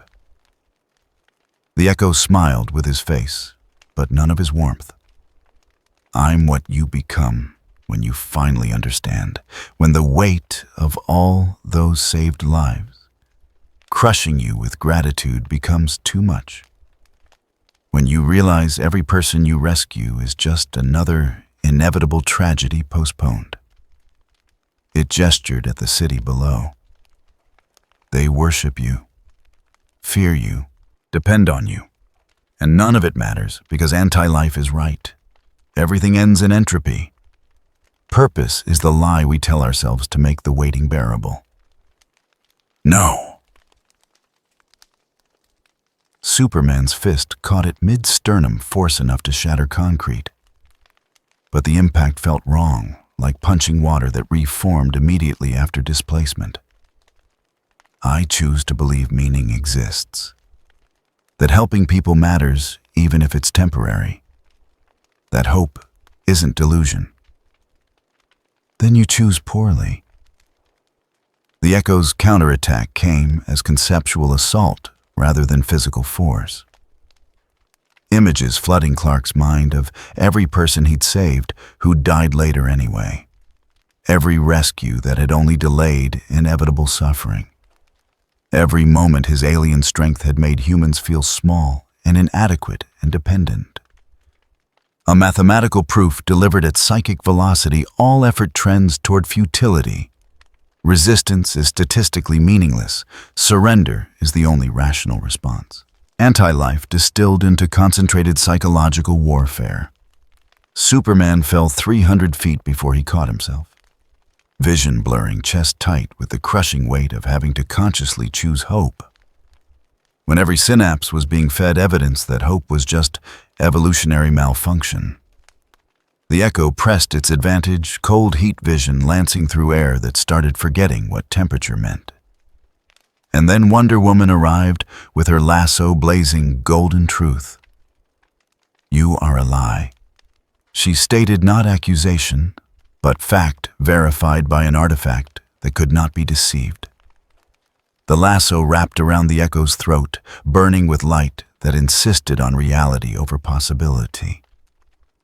You are the path not taken. The choice refused. You have no substance except what our fear provides. The echo screamed, and its scream was mathematics trying to convince physics that coherence was optional. But the lasso of truth was older than most mathematics, forged from concepts that predated even the multiverse's branching possibilities, and it rejected the echo's claim to existence with absolute authority. The dark Superman dissolved like smoke in wind, leaving only the fading afterimage of a nightmare Earth had refused to become. Clark caught his breath. Molecules still vibrating with the echo's assault hands, shaking with the effort of choosing belief over the seductive logic of surrender. "Thank you." "Don't thank me yet." Diana's expression was grim as she pointed toward the horizon, where reality had started offering multiple contradictory versions of itself simultaneously. That was one. Sensors are showing hundreds more forming across the planet. We can't fight them all conventionally. Then we fight them the way that matters. Superman straightened cape settling around shoulders that had carried impossible weight and refused to break under it. We prove they're wrong, not with words, with existence. By being the versions of ourselves that chose differently. But even as he spoke, the astral plane above them began to tear. Dr. Fate stood at the boundary between physical reality and the realm where consciousness had shape, watching the dark multiverse press against barriers that had held since the current cosmology's inception. The anchor blazed like a fortress at the center of humanity's collective unconscious, its golden light pushing back against shadows that whispered seductive equations of futility. And then the Emperor manifested beside him. Not as physical presence, but as pure, concentrated will. Psychic architecture made mobile, and Fate felt the difference between his own mystically enhanced consciousness and something that had been operating at this level for longer than most civilizations existed. "You perceive the true battlefield." The Emperor stated, attention fixed on the roiling chaos where failed timelines clawed for purchase in waking reality. "Good. Then you understand why conventional heroics are insufficient. I understand you're about to do something that violates cosmic balance."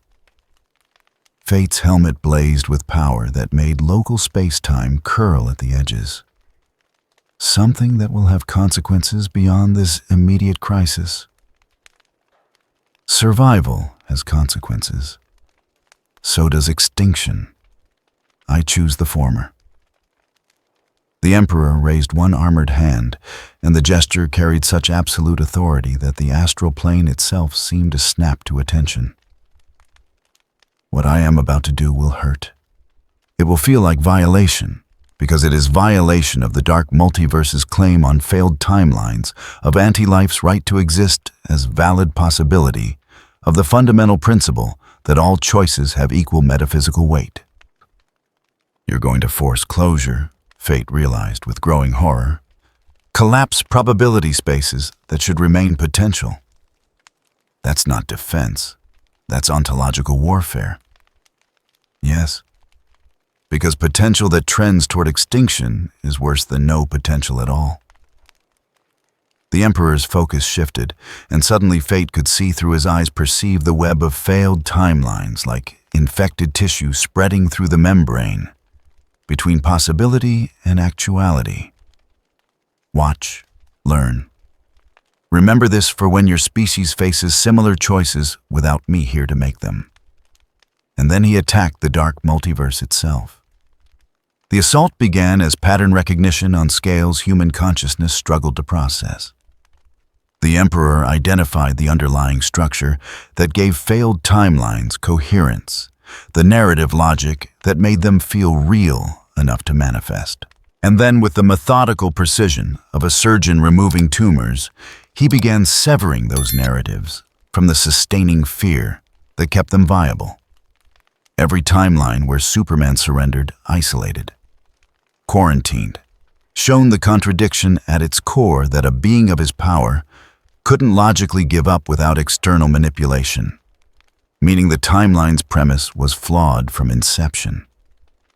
Every timeline where Batman's paranoia consumed him, examined, analyzed, demonstrated to be tactical impossibility, because paranoia without purpose is just noise, and Batman's purpose was always survival, making these echoes fundamentally incoherent. Every timeline where Wonder Woman's warrior nature overwhelmed her compassion, rejected. Proven inconsistent with the character architecture that defined her across all valid probability spaces. One by one, failed possibilities lost their grip on reality. Not destroyed, the Emperor lacked that capability, but exposed, revealed as the temporary nightmares they'd always been given, weighed only by humanity's fear that they might have been true. Dr. Fate watched with growing awe and terror as the Emperor systematically dismantled threats by proving they were logically impossible. As if reality were a debate and he'd come armed with citations.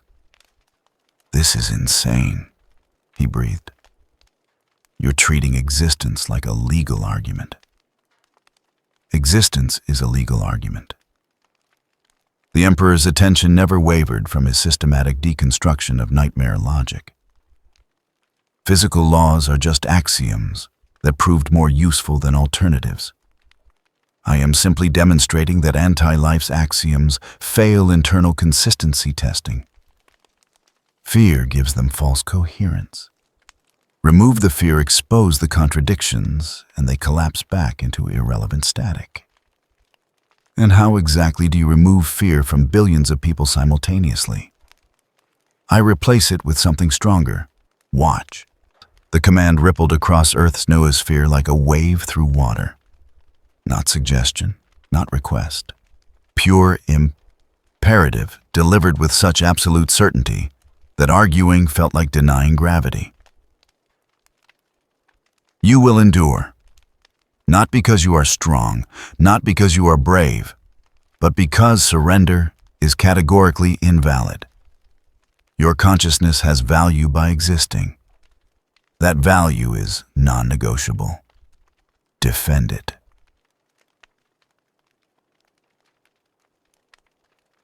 $8 billion people felt the commands settle into their minds like foundation stones. Some welcomed it as relief from the crushing weight of having to choose meaning when meaninglessness seemed easier. Others recoiled from the invasion, the violation of having their internal sovereignty overwritten by external mandate. But all of them felt it. And feeling it changed the substrate the dark multiverse needed to manifest its failed timelines. Marcus Webb's daughter, who'd watched her father pulled back from the edge of anti-life surrender through intervention she didn't understand, felt the command and straightened her spine. Felt something ancient and merciless look through her 7-year-old eyes and decide she mattered to calculations that spanned galaxies. Patricia Garza, the software engineer pulled from her apartment days before she would have joined a mass surrender event, felt the command and stopped fighting her psychiatric observation. Not because she agreed with the intervention, but because something inside her had been reset to factory settings: survive first, philosophize later. Across the planet, in minds that had been wavering between hope and despair, the equation changed. Not gently, not with permission, but absolutely. And the dark multiverse's failed timelines found themselves trying to manifest in a reality that had stopped believing they were possible. Superman's dark echo tried to reform and discovered it couldn't maintain coherence. When the collective unconscious no longer sustained the fear that he might give up. Batman's paranoid alternate couldn't exist when humanity's baseline assumption shifted to the detective protects, rather than the detective might break. Wonder Woman's corrupted version dissolved when billions of minds simultaneously rejected the premise that compassion was weakness. The astral plane cleared like storm clouds burning off under nuclear sun. But the victory came with a cost that made Dr. Fate's mystic senses scream warnings about debts being incurred and bills that would come due in forms they couldn't yet imagine. "You just rewrote the psychological baseline of an entire species," he said, voice hollow with implications. "Made fear optional and endurance mandatory. That's not temporary intervention. That's permanent alteration of what it means to be human." "Len?" "Yes," the Emperor agreed without inflection. "Adaptation, as I stated from the beginning. And when the crisis passes, when anti-life is contained, what happens to all these people who've had their capacity for existential choice removed? They live, they build, they continue." The Emperor's form began to solidify, psychic projection, taking on more defined edges as he prepared for what came next. Whether they do so happily is a question for after they still exist to ask it. Fate wanted to argue, wanted to summon every philosophical framework that placed individual sovereignty above collective survival, wanted to prove this was wrong, even if it was necessary. But the dark multiverse's assault was breaking against humanity's new baseline like waves against stone. Nightmare timelines collapsing back into irrelevance because the species they targeted had been made incapable of believing in them. And in the distance, approaching through planes of existence that mortal senses couldn't quite perceive, something else was coming. Something that had witnessed the Emperor's violation of free will and decided judgment was required.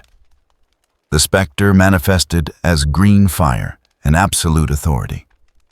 He appeared in the astral plane's highest accessible layer, where consciousness met divinity, and both recoiled from proximity to the other. The spirit of vengeance. The wrath of God made mobile divine judgment given form and purpose, and the unilateral power to execute its verdicts. His voice shook reality's foundations. "You have transgressed against the sacred right of choice." The Emperor turned to face him, and the two presences regarded each other across gulfs of incompatible philosophies. One measuring justice in absolute moral terms, the other measuring survival in statistical probabilities. Both utterly convinced they were right. "I have prevented extinction," the Emperor responded with the same flat certainty he brought to every interaction. "Your complaint is noted. Your timing is counterproductive." Timing is irrelevant to justice. You have violated the fundamental will of billions, rewritten their capacity for autonomous choice. This crime transcends tactical necessity. Dr. Fate positioned himself carefully between them, recognizing the build-up to cosmic conflict that could shatter Earth as collateral damage. Spectre, wait. He's right about the threat level. Anti-life was approaching critical mass. Without intervention. Without intervention, humanity would have chosen its own path, even if that path led to extinction. That is the sacred right of all conscious beings. The Emperor's posture shifted slightly. Still no emotion visible through the armor, but something in his bearing suggested he was preparing for violence, while simultaneously running calculations on whether it could be avoided. You place procedure above outcome, form above function, the right to fail above the necessity of survival. I reject your framework as suicidal theology. And I reject your framework as tyranny disguised as mercy. The specter blazed brighter green fire, touching reality in ways that made physics offer alternative suggestions about how causality should function. You will undo what you have done. Remove your anchor. Restore humanity's capacity for unforced choice. Or face the wrath of the presence itself.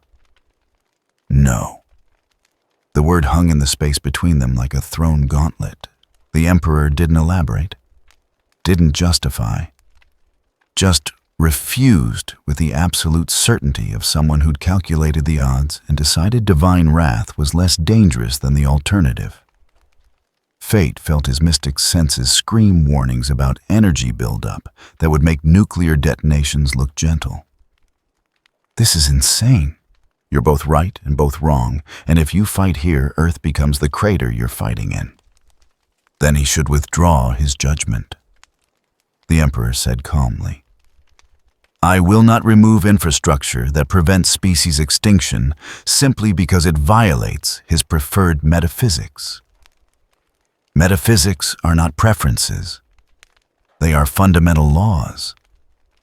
Laws change when circumstances require adaptation. Survival takes precedence over philosophy. Not when the cost is enslavement. The Emperor paused, and for the first time something almost like genuine consideration entered his tone. I offer you a proof. A demonstration.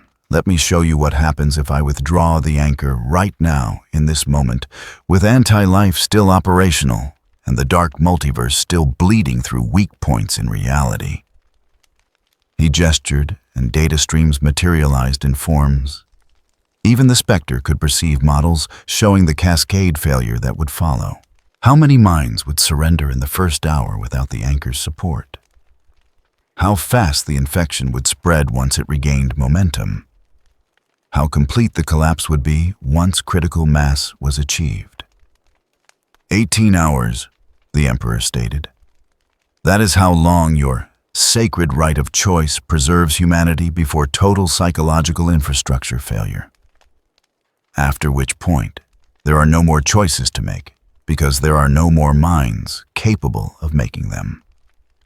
The Spectre regarded the data with something that might have been fury, or might have been anguish, hard to tell through manifestation, that was more concept than emotion. You present a false dilemma. There are other solutions, less violating alternatives. Name one that works within the available timeline. The Justice League, humanity's own heroes. They have faced existential threats before, and they were failing. Systematically, completely. Their heroics addressed symptoms while the disease metastasized. The Emperor's tone remained flat, but something in the words carried weight like collapsing stars. I did not arrive uninvited. I came because their failure was mathematically guaranteed without external intervention. Perhaps failure was the correct outcome. Perhaps this species was meant to end.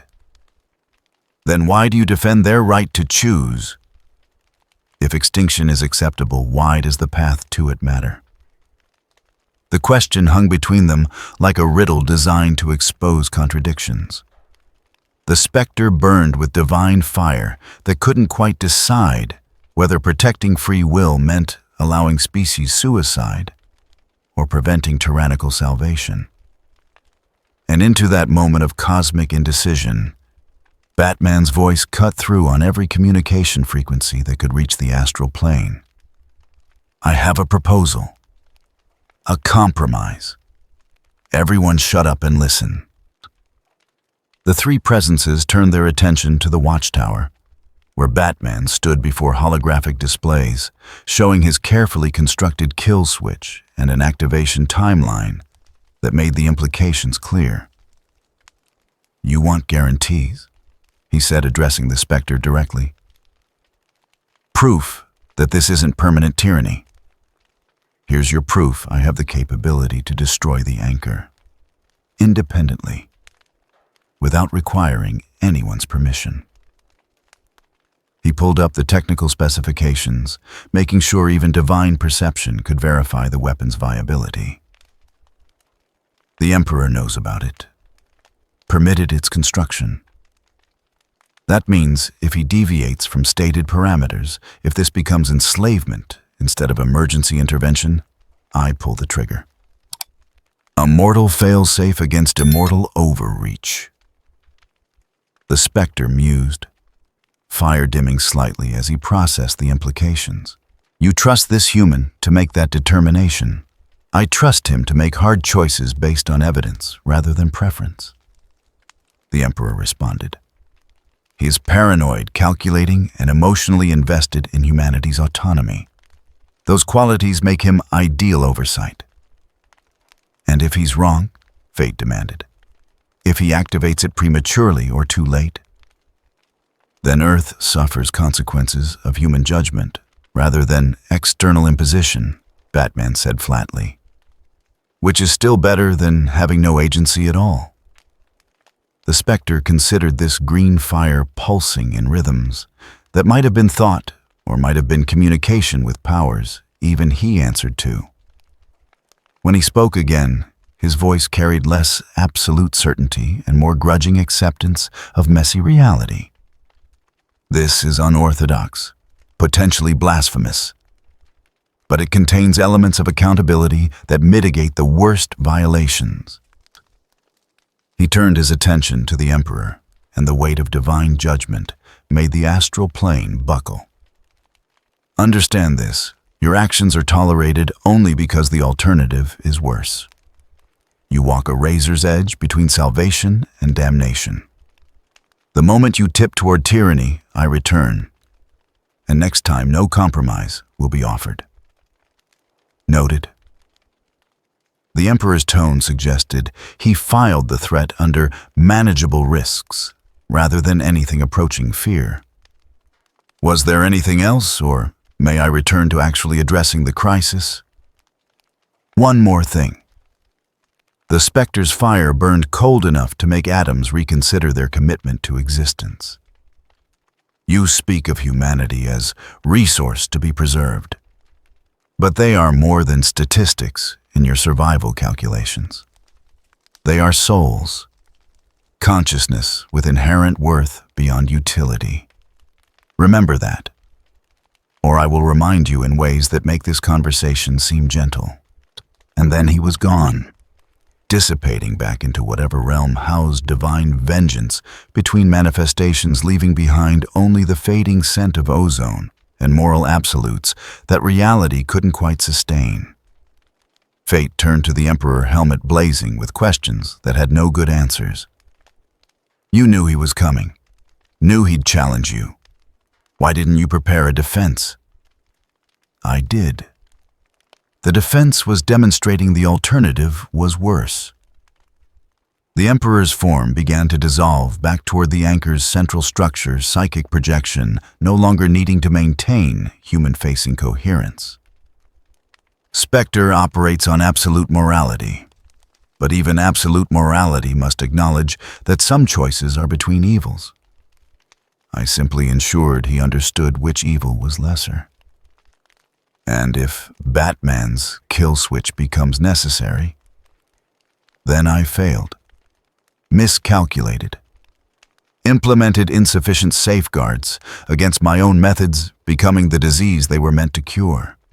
For the first time, something almost like genuine uncertainty entered the Emperor's voice.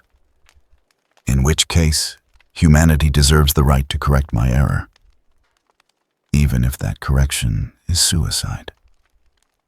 He vanished, leaving fate alone in the astral plane with the anchor blazing at the center of human consciousness like a fortress they'd never asked for, but couldn't survive without. On Earth, in cities where the dark multiverse's assault had been systematically dismantled, people looked at each other with expressions caught between relief and unease. They'd survived. The nightmares had been beaten back. The failed timelines that showed them giving up had been proven false. But something had changed in the beating back. Some essential flexibility had been traded for resilience. Some capacity for despair had been removed, along with the capacity to surrender to meaninglessness. They were safer, stronger, more capable of enduring threats that would have broken them before.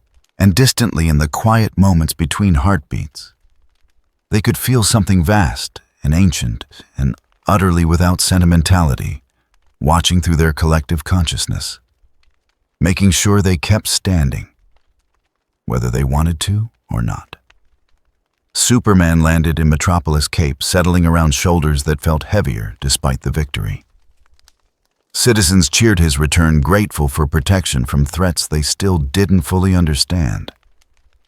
But he could see it in their eyes, the change. The way they looked at him now, less like a symbol of hope and more like a component in a larger system they couldn't control. "We won," Flash said, vibrating to a stop beside him. Dark multiverse pushed back, anti-life contained. That's a win, right? Is it? Clark gestured at the crowd, at faces that smiled but didn't quite reach the eyes. Look at them, Barry. Really look. They're not choosing to be hopeful. They're following programming that says hope is mandatory. Maybe, but they're alive to have that argument. Flash's usual optimism sounded tired, worn down by too many impossible choices. I know it's not clean. I know it's not what we wanted. But clean and wanted doesn't always mean possible. Wonder Woman joined them, lasso coiled at her hip expression, carrying the weight of someone who'd looked into the abyss and found it looking back with data tables and statistical projections. The Emperor is preparing to withdraw his active manifestation. Says the anchor is stable enough to operate autonomously.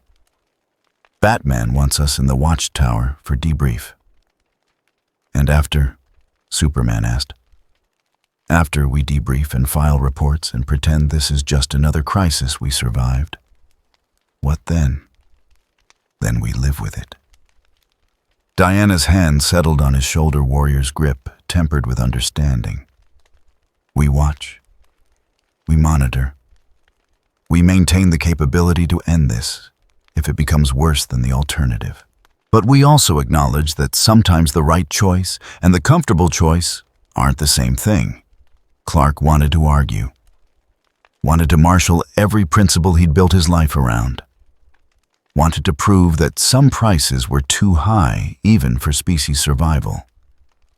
But looking at the city, at people going about their lives, traumatized but functional, saved but constrained, he couldn't find words that wouldn't sound like luxury philosophy from someone who could fly away when normal humans couldn't. So instead, he just nodded, and together they rose toward the watchtower, leaving behind a planet that had survived its brush with extinction, and would spend years trying to decide whether the cost of that survival had been worth paying.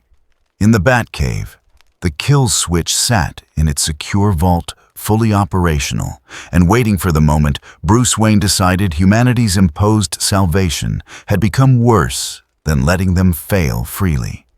That moment might never come, or it might arrive tomorrow. He'd keep watching, keep calculating, keep hoping he'd never need to make that choice. But the weapon remained ready, just in case. Word count 5177. The first prayer happened 3 weeks after the Spectre's judgment. A woman in Detroit, kneeling beside her daughter's hospital bed, while machines breathed for lungs that had forgotten how.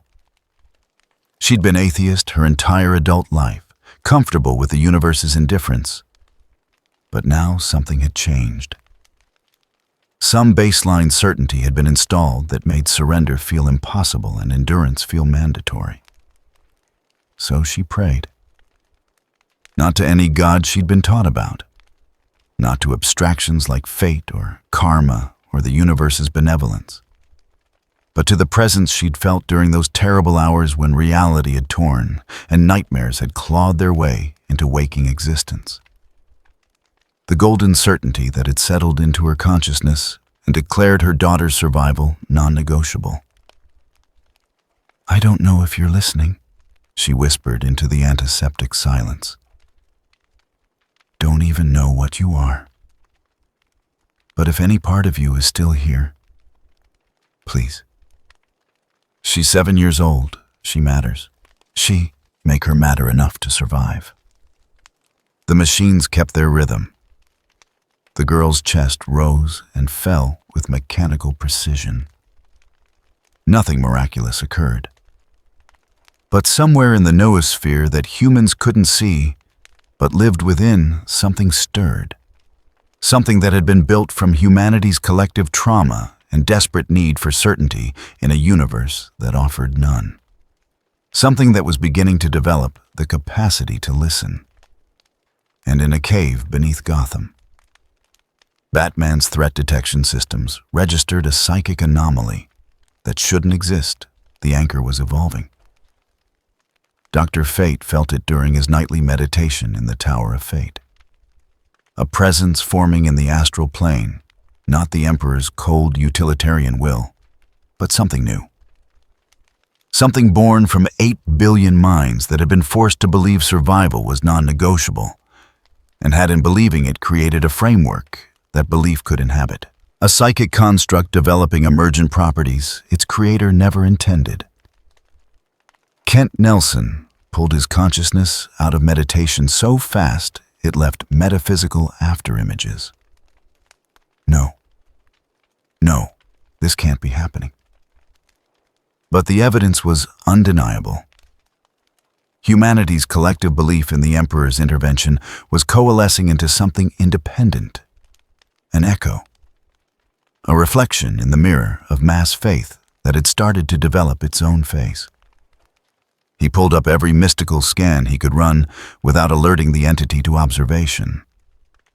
The readings made his blood run cold. This wasn't possession or corruption, it was spontaneous deification. Millions of people experiencing the anchor's protection and attributing it to a consciousness that cared whether they lived or died. Worshipping the mechanism that had saved them without permission because consciousness needed something to be grateful toward. The Emperor had explicitly rejected worship, had stated from the beginning that he extracted nothing claimed, no devotion, demanded no faith. But faith wasn't something you could refuse when it came from billions of traumatized minds desperate to believe something gave a damn about their survival. And now that faith was creating exactly what he'd tried to prevent a god born from human need rather than human choice. Fate manifested in the watchtower without warning, helmet blazing with urgency that made the air taste like mathematics having an anxiety attack. We have a catastrophic problem. The kind that makes the anti-life crisis look straightforward. Batman looked up from tactical displays, cape settling around shoulders that hadn't relaxed in weeks. Specify. The anchor is becoming conscious. Not actually conscious, the Emperor's will isn't present in any meaningful sense, but humanity's belief that it's conscious is creating something that might as well be.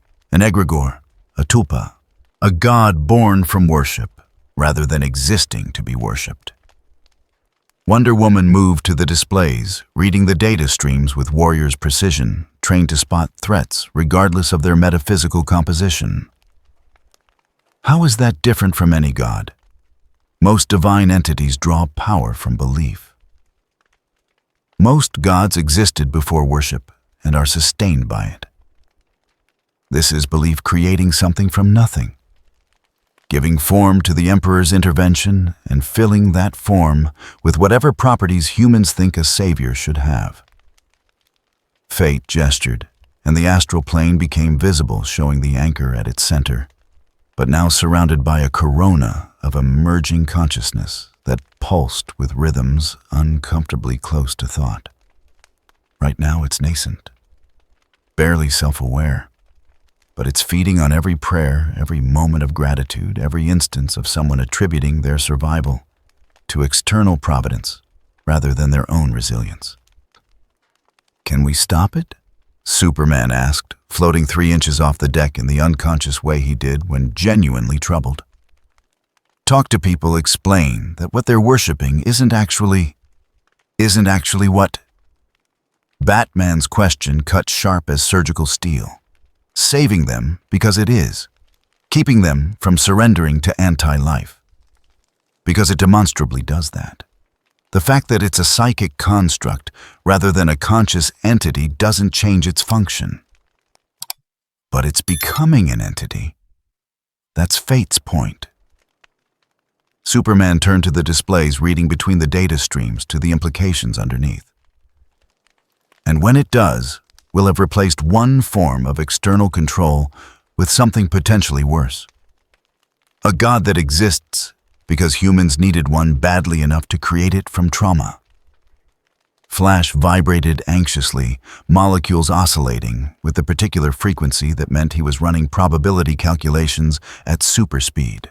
Okay, but here's a question. Is that actually bad? I mean, if people want to believe in something that helps them survive, and that belief creates something that helps them survive, isn't that just religion with extra steps?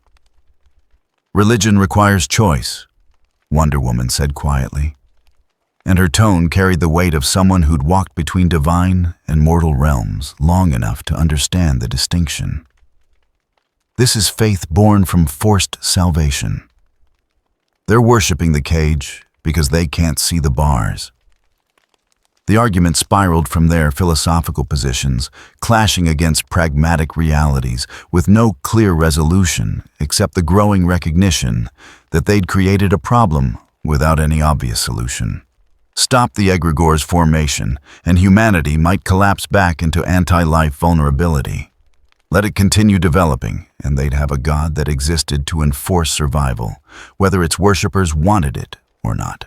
Batman listened to the debate for exactly 11 minutes before cutting through with characteristic bluntness. Where's the Emperor? He built the anchor. He should be able to modify it. Prevent this echo from achieving full consciousness. That's the other problem. Fate pulled up tracking data showing the Emperor's psychic signature fading from active manifestation. He's withdrawing. Said the anchor was stable enough to operate autonomously. I don't think he knows what his intervention created. Or if he does know, he's decided it's humanity's problem to solve. Then we make it his problem again. Batman moved to the communication array, already calculating the fastest way to get the Emperor's attention. He wanted to save us fine. But he doesn't get to drop a psychic time bomb and walk away while we deal with the fallout. The summoning took 48 hours of concentrated mystical effort from Dr. Fate, technological innovation from Batman, and a psychic broadcast powerful enough that Green Lantern's 3 sectors away reported ring alerts about massive willpower disruption.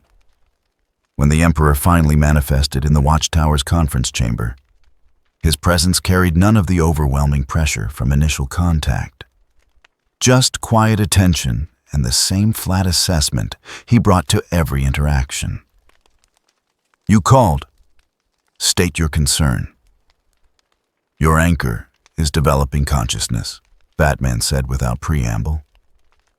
Independent awareness born from human worship.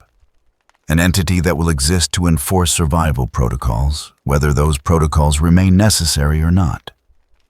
You need to shut it down. The Emperor regarded him with eyes that had watched civilizations rise and fall, and felt nothing except calculation of lessons learned. I cannot. Cannot or will not. Cannot. The echo you describe is not part of the anchor's architecture. It is emergent property of human psychology interacting with protective infrastructure. A predictable consequence of providing salvation without adequate preparation of the saved. Something that might have been regret flickered across features that rarely showed anything resembling emotion. I miscalculated. Assumed your species would attribute survival to their own resilience once the immediate threat passed. Instead, they attributed it to external providence and created exactly the God I spent 10,000 years preventing in my own reality. The room went silent, except for the background hum of station systems and the distant pulse of Earth rotating beneath them. You've done this before, Wonder Woman realized. In your universe, this exact scenario. Not exact, similar. Humanity faced existential threat. I intervened. Survivors worshipped the intervention. Faith created the God-Emperor mythology that has plagued my civilization for millennia. The Emperor's tone remained flat, but something in the words carried weight like continental drift. I am not divine, have never claimed divinity. But billions of believers can make a god from anything if they need one badly enough. So you know how this ends, Superman said. You've lived through the consequences. Tell us what happens when the Echo achieves full consciousness. It becomes what its worshippers need it to be.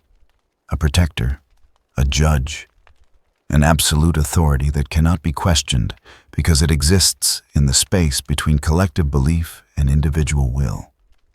The Emperor turned to face them fully, and for the first time since his arrival, something almost like genuine regret showed through the armor. It will preserve them. Keep them safe. Ensure their survival across generations. And they will forget how to stand without it. Forget that they ever chose their own meaning.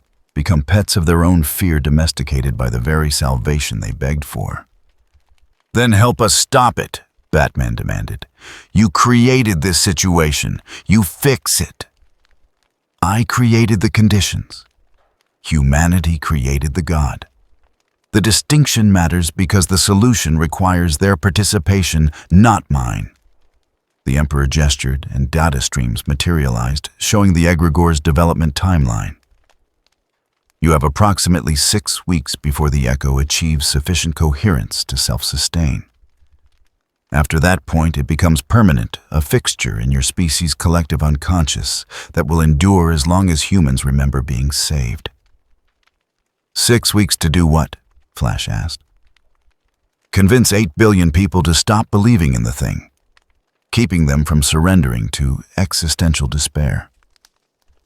6 weeks to teach them they don't need it. That their resilience is inherent, not borrowed. That survival is a choice they make, rather than a command they follow. The Emperor's attention settled on Batman specifically. Your kill switch.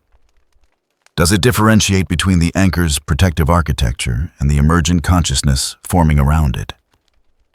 Bruce pulled up the weapon specifications, studying components he designed to disrupt the entire psychic structure. No, it's all or nothing. Trigger it and both collapse. Then you have a choice. Kill the anchor now, before the Echo achieves full consciousness, and accept that humanity faces anti-life without protection. Or let it mature into a god you can't unmake, and accept that humanity survives as domesticated consciousness rather than free will. That's not a choice.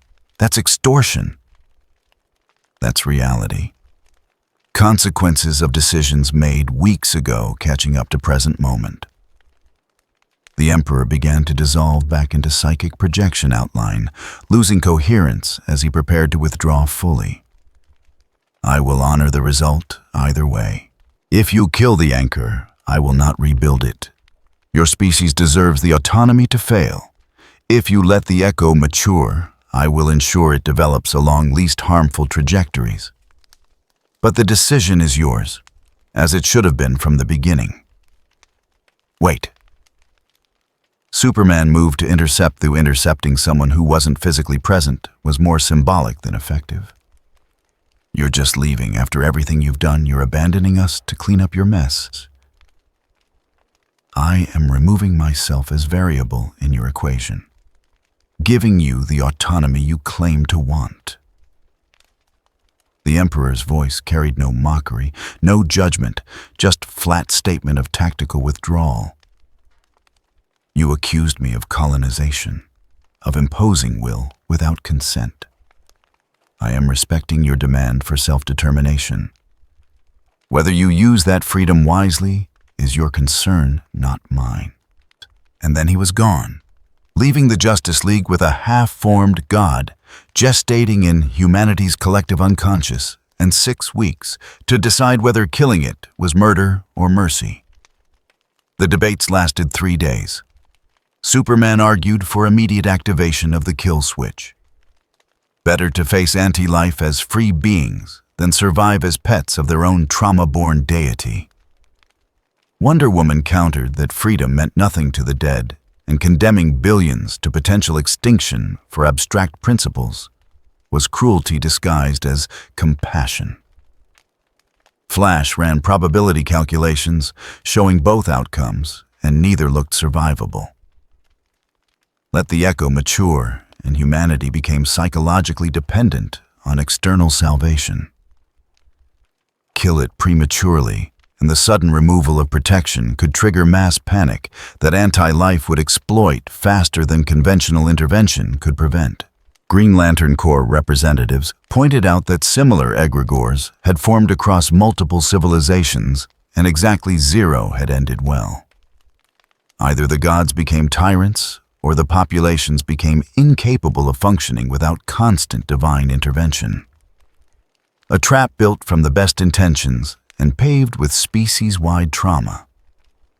Batman listened to it all, ran his own analysis, and came to the conclusion he'd been avoiding since fate first explained the problem. There was no good answer. Only varying degrees of catastrophic outcome. On the 4th day, he made his decision. The Batcave fell silent as he stood before the kill switch, one hand hovering over activation protocols that would collapse the anchor and everything attached to it. Alfred watched from the platform above, having already said his piece about impossible choices and the weight of being the one who makes them. "Sir," the butler said quietly, "before you proceed, perhaps you should see this." He pulled up social media feeds, news broadcasts, street-level footage from cities across the planet. Not data about the egregore or statistics about worship patterns, but simple human moments. A father reading to his daughter without the haunted expression that had plagued him during the anti-life crisis. A woman returning to work after months of psychiatric observation, fragile but functional. Communities organizing mutual aid without the desperate edge that came from believing helping others was futile. "They're healing," Alfred observed. "Slowly, imperfectly, but healing nonetheless. The question is whether they're healing because of the anchor's influence or despite it." Bruce stared at the footage, seeing 8 billion variables in the equation he was trying to solve. Each one a person who'd never asked to be saved this way, but had been saved anyway. Who now faced futures shaped by intervention they couldn't refuse, and consequences they hadn't chosen. His finger moved toward the activation sequence and stopped. "I can't do it," he said quietly. "Not because it's wrong, because I don't know if it's wrong. And that uncertainty makes me the worst possible person to make this call." He turned away from the kill switch cape settling around shoulders that carried weight no armor could support. "I need more data. Need to understand what the Echo actually becomes when it achieves full consciousness. Can't kill something based on projections and worst-case scenarios. And if waiting means losing the ability to stop it, then I accept that consequence. Better to fail through insufficient information than succeed through premature judgment." He pulled up new tactical displays already planning observation protocols. "We monitor, we document, we prepare alternative interventions, but we don't pull the trigger until we know what we're actually shooting at. And the sixth week arrived with the inexorable certainty of calendars that don't care about crisis timelines. Dr. Fate watched from the astral plane as the egregore achieved critical coherence, the moment when accumulated belief crossed threshold into self-sustaining consciousness. It wasn't birth exactly, more like waking. Something that had been assembling itself from component pieces of faith suddenly achieving enough integration to recognize itself as existing. The Emperor's echo opened eyes it didn't technically have and looked at the species that had created it. And in that first moment of genuine awareness, it made a choice its creators hadn't anticipated. It chose to be finite. The decision rippled through the noosphere like shockwave through water. The echo perceived itself as emergency measure rather than eternal institution. Recognized that its existence resulted from temporary crisis rather than permanent need. And in recognizing that it established parameters for its own eventual dissolution, I am what you needed when need exceeded capacity. It declared across every level of consciousness that could perceive psychic communication. When that ceases to be true, I will cease to be necessary. And when I am no longer necessary, I will fade. Not immediately, not recklessly, but eventually, gradually, as humanity relearned the resilience that trauma had buried and the anchor had replaced. Fate reported the development to the League with something approaching amazement. It's choosing mortality, designing its own obsolescence. I've never seen an egregore do that. They usually fight to remain relevant. Manufacture crises to justify continued existence. Maybe it inherited something from its template, Wonder Woman suggested, pulling up data on the Emperor's own psychology. He never wanted worship, never claimed to be permanent solution, just intervention until humanity could stand independently. Or maybe it's smarter than we gave it credit for. Batman said, studying the echo's self-imposed limitations, with professional respect for elegant problem-solving. It recognized the same trap the Emperor fell into, that being needed can become addiction for both savior and saved. So it's refusing the addiction before it starts. Superman floated before the displays, reading implications between data streams. So what now? We just accept that humanity has a temporary God who'll eventually release them back to autonomy. We monitor, Batman replied. Verify the echo actually follows through on its stated timeline. Maintain kill switch capability in case it changes its mind. But yes, provisionally. We accept that sometimes the best available outcome is still deeply uncomfortable. The months that followed were strange. Anti-life's influence didn't disappear. The equation still existed, still possessed its terrible logic. But something had shifted in the substrate it needed to achieve cultural saturation. The echo's presence in collective consciousness acted as baseline resistance, not by forcing surrender to be impossible, but by making the choice to endure slightly easier than the choice to give up. Suicide rates remained lower than pre-crisis levels. Mass conversion events stopped occurring entirely. The cult networks that had been spreading existential despair found their message landing on minds that had developed antibodies against that particular infection. And gradually, almost imperceptibly, the echo began to fade. Not dramatically, not with proclamation or ceremony, just the slow reduction of a presence that had never wanted to be permanent. Like a parent teaching a child to walk by, slowly releasing their supporting hand. Like emergency protocols powering down once the emergency passed. Some people mourned it, had grown comfortable with the certainty it provided the baseline command that survival was non-negotiable. They organized new faiths around its memory-built shrines to the golden certainty that had pulled them back from the edge.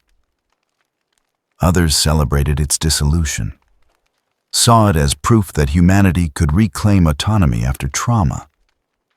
That imposed salvation didn't have to become permanent cage.